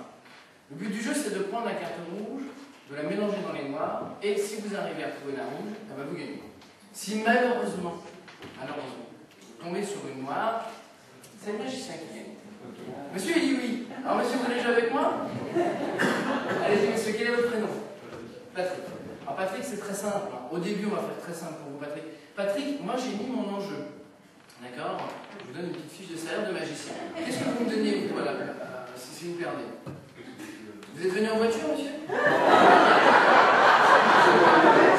C'est pas la vôtre? C'est pas grave, ça ne dérange pas. Ça ne dérange pas. C'est quoi comme voiture? Une 308? C'est extraordinaire, vous m'écoutez, je suis en scooter. C'est fantastique. Alors si monsieur, vous misez votre 308, alors là, on peut l'applaudir très fort parce que vraiment... Avec du Bonto, alors qui sait qu'on est magicien, ça c'est courageux de votre part.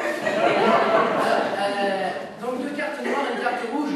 Comme vous avez misé votre 308, monsieur, je vais le faire très simple. D'accord? Je vais retourner la dame de cœur, comme ça elle est face en bas. D'accord? Et je vais la placer en réalité entre les 10. Vous la voyez? Ouais.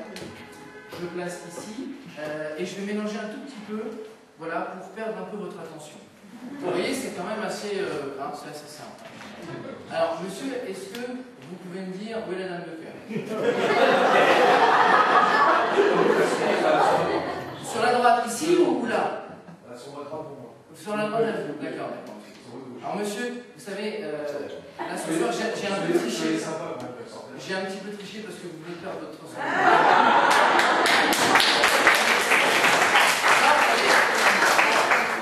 Comme c'est un jeu, on va jouer avec, tiens,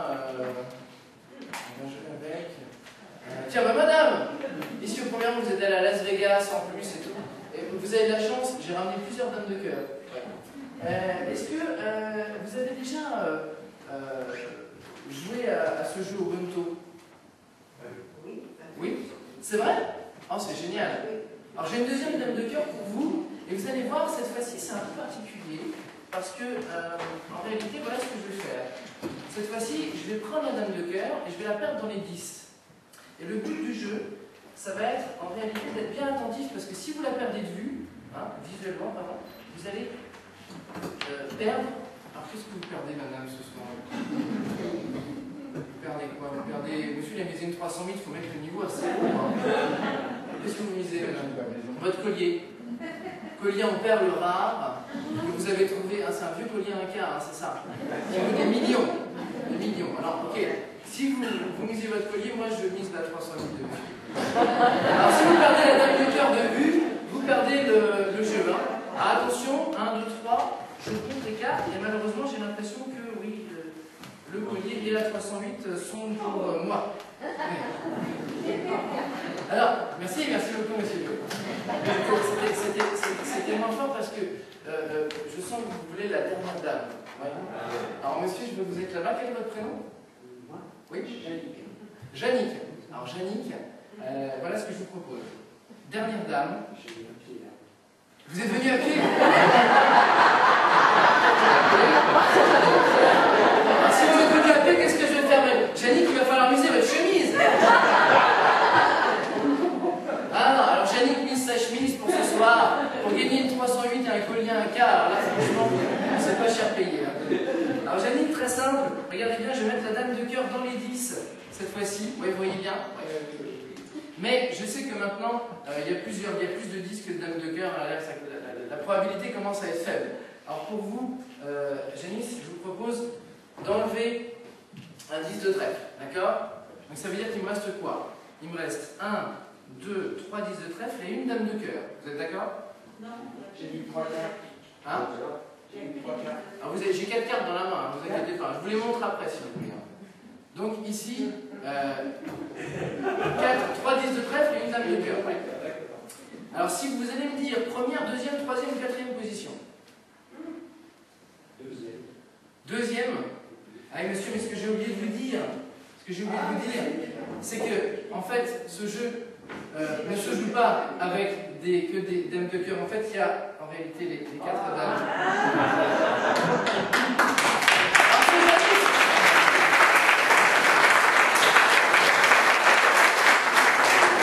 Je vous ai favorisé quand même. Hein. Je vous ai mis 4 dames pour le dernier coup, donc vous gagnez le collier à quart, la 308 et les fiches de salaire de magicien. C'est énorme, c'est énorme. Alors, je voudrais faire finir par un petit quelque chose. C'est un très vieux jeu, c'est comme le bonto, vous voyez, mais c'est le plus vieux bonto du monde. Ça se faisait déjà au Moyen-Âge. Hein. Vous avez déjà vu ça? Évidemment, tiens, je nomme. La petite balle, la petite coupe. Vous voulez vérifier? Bon, je vais la faire vérifier à Bernard, en fait, parce que je sens que. Oui, tu veux vérifier aussi? Si Bernard dit que c'est truqué ou que c'est pas truqué, vous n'allez pas. Ici. Il n'y a pas de lapin. Vous pouvez vérifier là. Pas de double feu, est-ce que ça se dévisse? Non, ça se dévisse pas. Vous pouvez vérifier la balle. Allez-y. Est-ce qu'elle rebondit bien? Ouais? Super. Pas tellement, pas tellement. Ça tombe bien parce qu'on ne va pas la faire rebondir. Le but du jeu, c'est. Oui, vous voyez bien au fond? Oui. Ouais, super. Donc on va jouer avec notre maître de cérémonie ce soir. Philippe Desgants. Alors non, juste restez à votre place. Je prends la balle et je la mets dans le gobelet. À votre avis, où est la balle? Dans votre poche. Dans ma poche. Manche retroussée, je vais très lentement, d'accord, vraiment. Je mets la balle dans le gobelet. À votre avis, Philippe, où est la balle? Dans le gobelet. Dans le gobelet. Pour l'instant, vous avez raison. Enfin, je pense. Si je prends la balle dans la main, à votre avis, où est la balle? Soit dans la main. Soit dans la main, soit sur le gobelet, il faut se décider. Hein, dans le gobelet. Dans le gobelet. Non, non, non. Je fais ce que je dis. Attention, si je prends la balle et que je la mets dans la poche, à votre avis, où est la balle? Dans la main. Dans la main? Dans la ça poche. Pourrait être dans la poche, ça pourrait être dans la main et ça pourrait aussi être dans le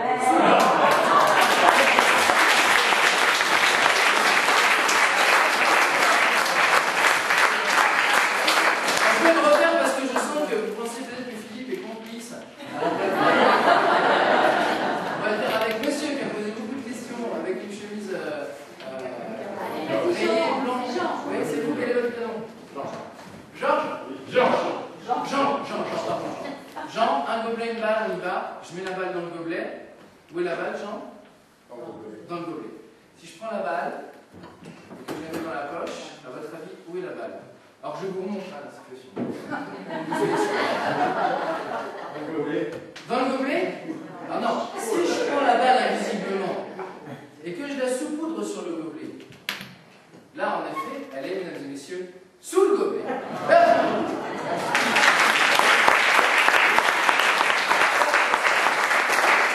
Souvent les gens me disent oui, mais attendez, vous allez trop vite, on ne voit pas la balle passer, etc.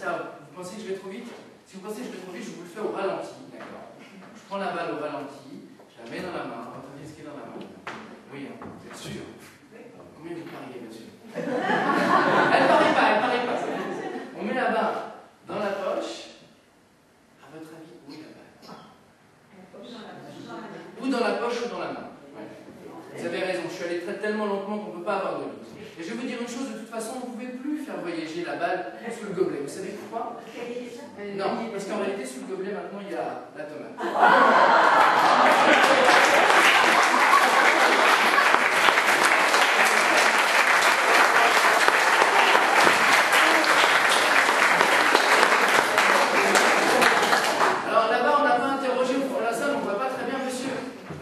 avec le pull blanc. Vous savez que vous pensez que il y a quelque chose de truqué, le tapis, le gobelet. Il y a des gens qui pensent que c'est le tapis. Il y a des gens qui pensent que c'est le gobelet, ce qui paraît plus logique a priori, même si on l'a fait vérifier. Il y a des gens qui pensent que c'est la tomate. Il y a même des gens qui pensent que c'est dans la poche que c'est truqué. Mais en réalité, la seule chose qui est truquée dans ce tour, c'est évidemment la deuxième tomate.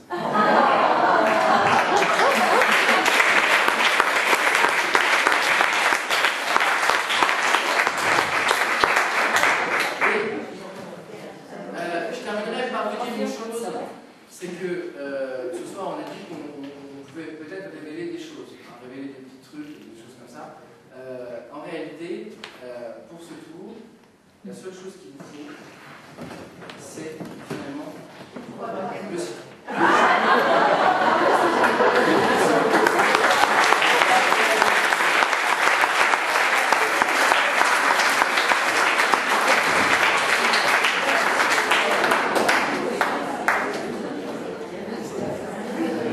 Je crois qu'on peut vous dire merci et bravo. Merci à vous.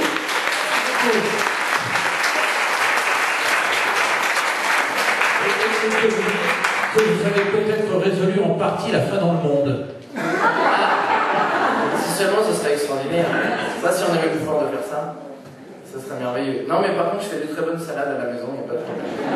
J'ai toujours des fruits de saison, ça c'est pratique. Pour le melon, c'est un peu bon, c'est pas ça. T'as pensé au lapin?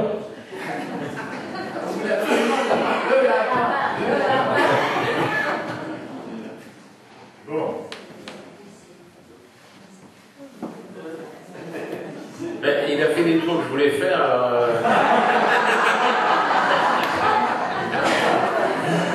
Monsieur Dillis, comment vous est venue l'idée de cet ouvrage, La magie pour les nuls?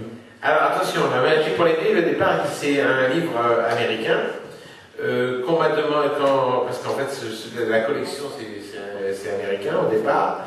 Il y a une édition française, puisque il y a une compagnie française de La magie pour les nuls. Ils m'ont demandé de superviser la traduction et de rajouter quelques tours de magie et de parler de la magie en France et en Europe. Donc j'ai rajouté quelques chapitres, quelques tours, j'ai surveillé la traduction, et voilà, c'est pas un livre c'est pas mon livre. C'est un livre sur lequel j'ai participé pour ce qui est de l'édition française. Est-ce que vous comprenez l'attrait du public pour la magie, pour connaître les secrets des magiciens? Connaître les secrets, les gens parlent toujours de vouloir connaître les secrets, alors qu'en réalité, s'ils les connaissaient, ils seraient parfois déçus. Et même souvent déçus. Et parce que justement, leur imaginaire les emmène bien plus loin que la réalité du truc en lui-même. Et que grâce au talent de la personne qui va faire le tour, plus il va être bien fait, plus ils vont partir loin. Donc il faut pas gâcher ça. Faut pas... Donc moi je sais très bien qu'il y a des choses pour apprendre la magie à partir du moment où on veut en faire. Parce que voilà, à partir du moment où on veut travailler une discipline, il faut avoir la possibilité d'avoir accès. Mais si c'est juste apprendre pour connaître le secret, ça n'a aucun intérêt.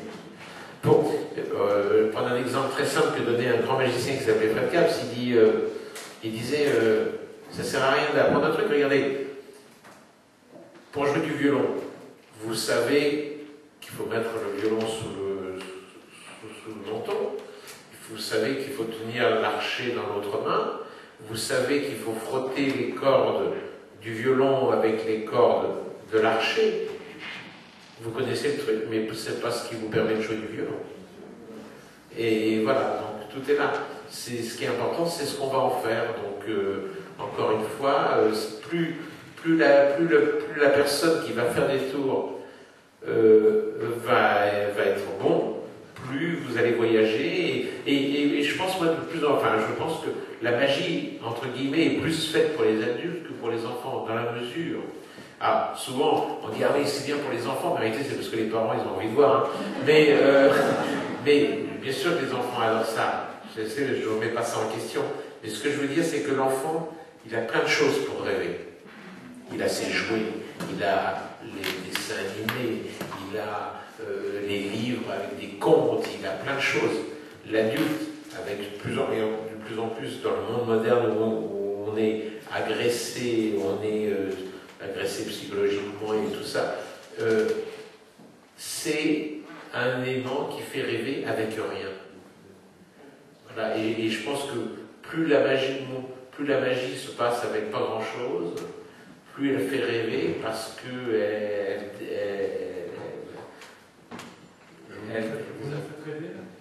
oh là là, ça va vite devenir un cauchemar. Voilà, je vous en fais, hein. Merci. Est-ce qu'ils n'avaient pas de budget pour deux? Mademoiselle, vous pouvez venir jusqu'ici. Ah, il faut savoir que moi, j'ai rien préparé à ce jeu de cartes de la maison. Parce que c'est normal, à la mairie, il faut jouer aux cartes. Alors, venez là, venez. On joue 4 sur table. Non, c'est des cartes parties. Non,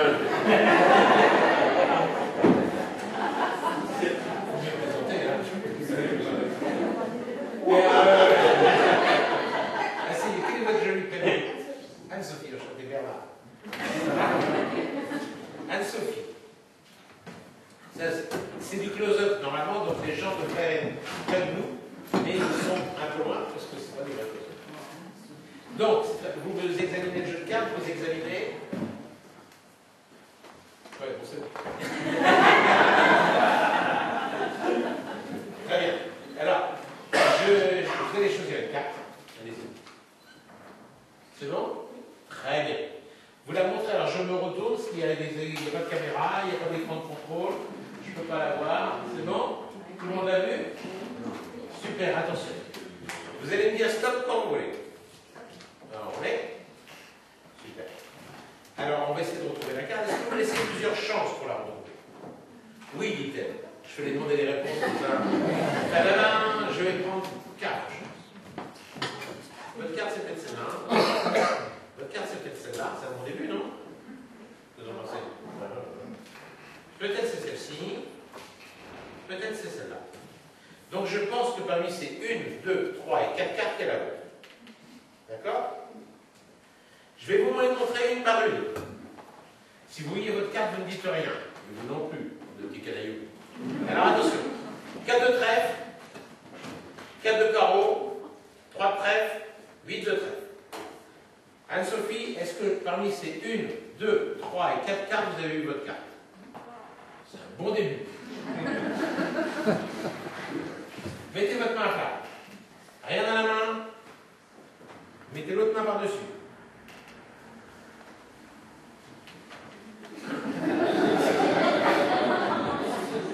Je vais essayer de retrouver votre carte. Je vais la remettre dessus. Hein. Rien dans la main.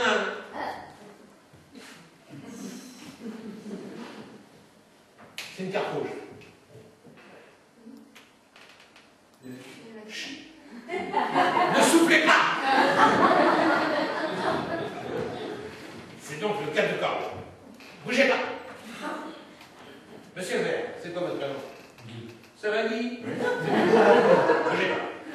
Je prends le 4 de carreau et je le mets dans la main du Guy. Parce que le Guy porte bonheur.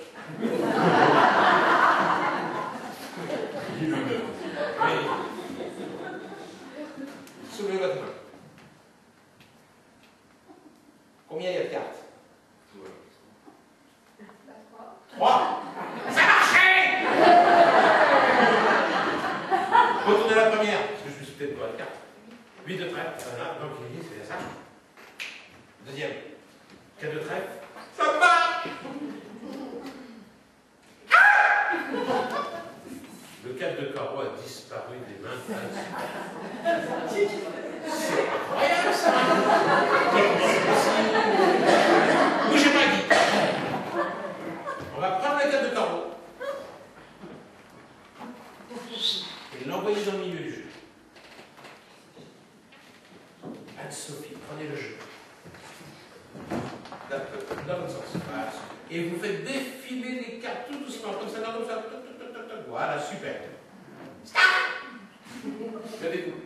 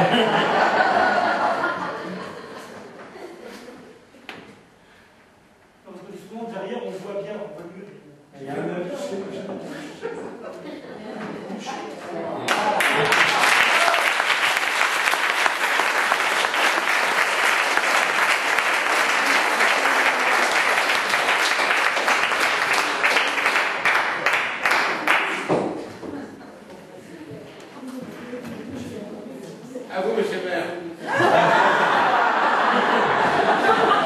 J'ai insisté à un tour de passe, un tour de magie. Bon, je reviens pas. On trouve dans une salle, et il y a un magicien qui est sur une table. Il y a une vingtaine de personnes qui sont dans une petite salle un petit peu plus petite que celle-là. Et on m'interpelle, je viens. J'écris sur une feuille de papier mon nom, la date et je signe. Le magicien met mon papier dans une enveloppe, on vient sur la table, nous parle, fait toute une info. Au fait, l'enveloppe où est-elle? Elle était dans une boîte sur une étagère. Il va donc à l'étagère. magicien, il ouvre la boîte et je retrouve mon nom avec l'enveloppe. Et je me suis dit, j'imagine qu'à l'occasion d'une élection, alors, je ne sais pas si l'un d'entre vous peut passer un livre, l'histoire est partie. Ah!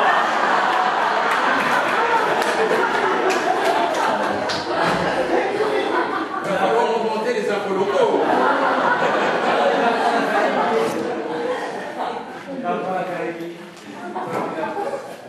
Bon, eh bien, en général, on conclut vers 11h. Vous avez encore un tour? Une question, une dernière question. Une question.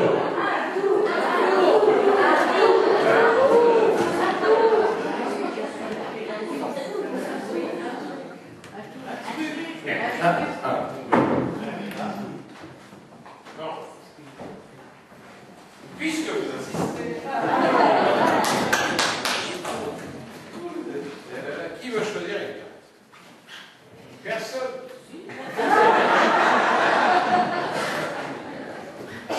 Sherman. Prenez une carte. Je me retourne vous la montrer à tout le monde. On y est? Vous dites stop quand vous voulez. Ouais. Est-ce que vous faites des grimaces, madame? C'est vrai? Levez-vous.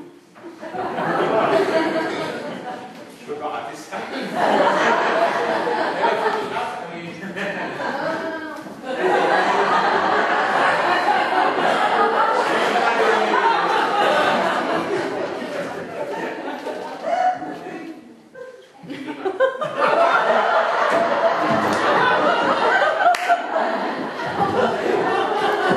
Je vais vous montrer une grimace que vous n'avez jamais vue.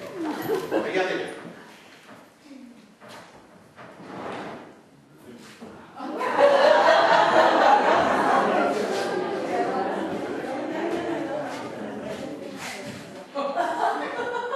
Ça permet de mettre un objet dans la bouche et de le plier. Je vous montre.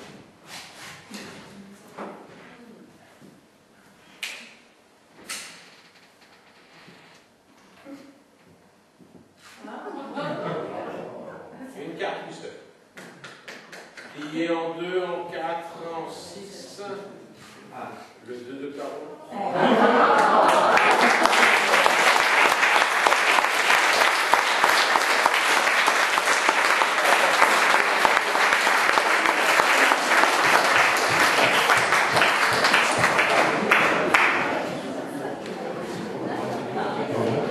Mais écoutez,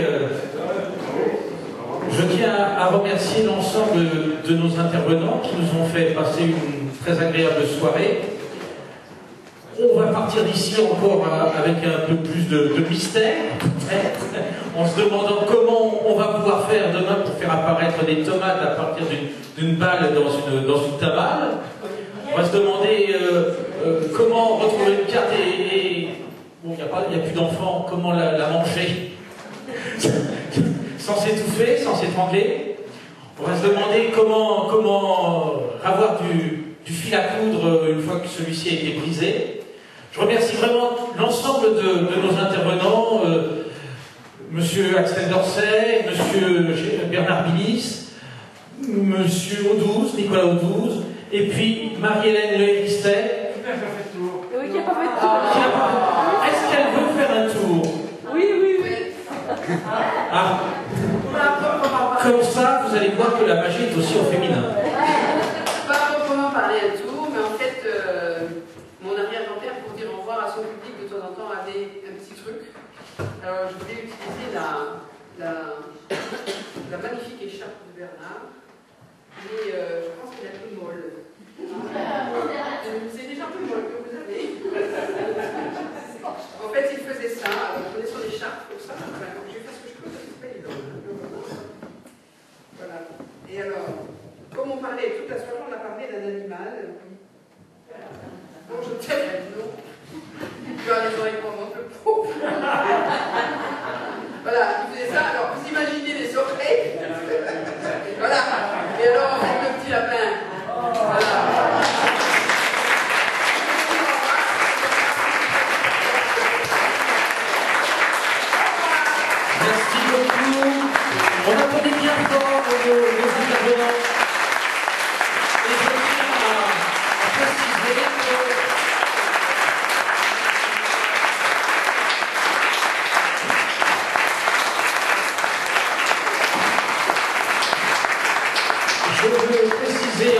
que l'ouvrage La magie qu'on est nul, avec les quelques tours qui vont avec, est disponible ici à la sortie de la salle, revu, corrigé par M. Bernard Bidis.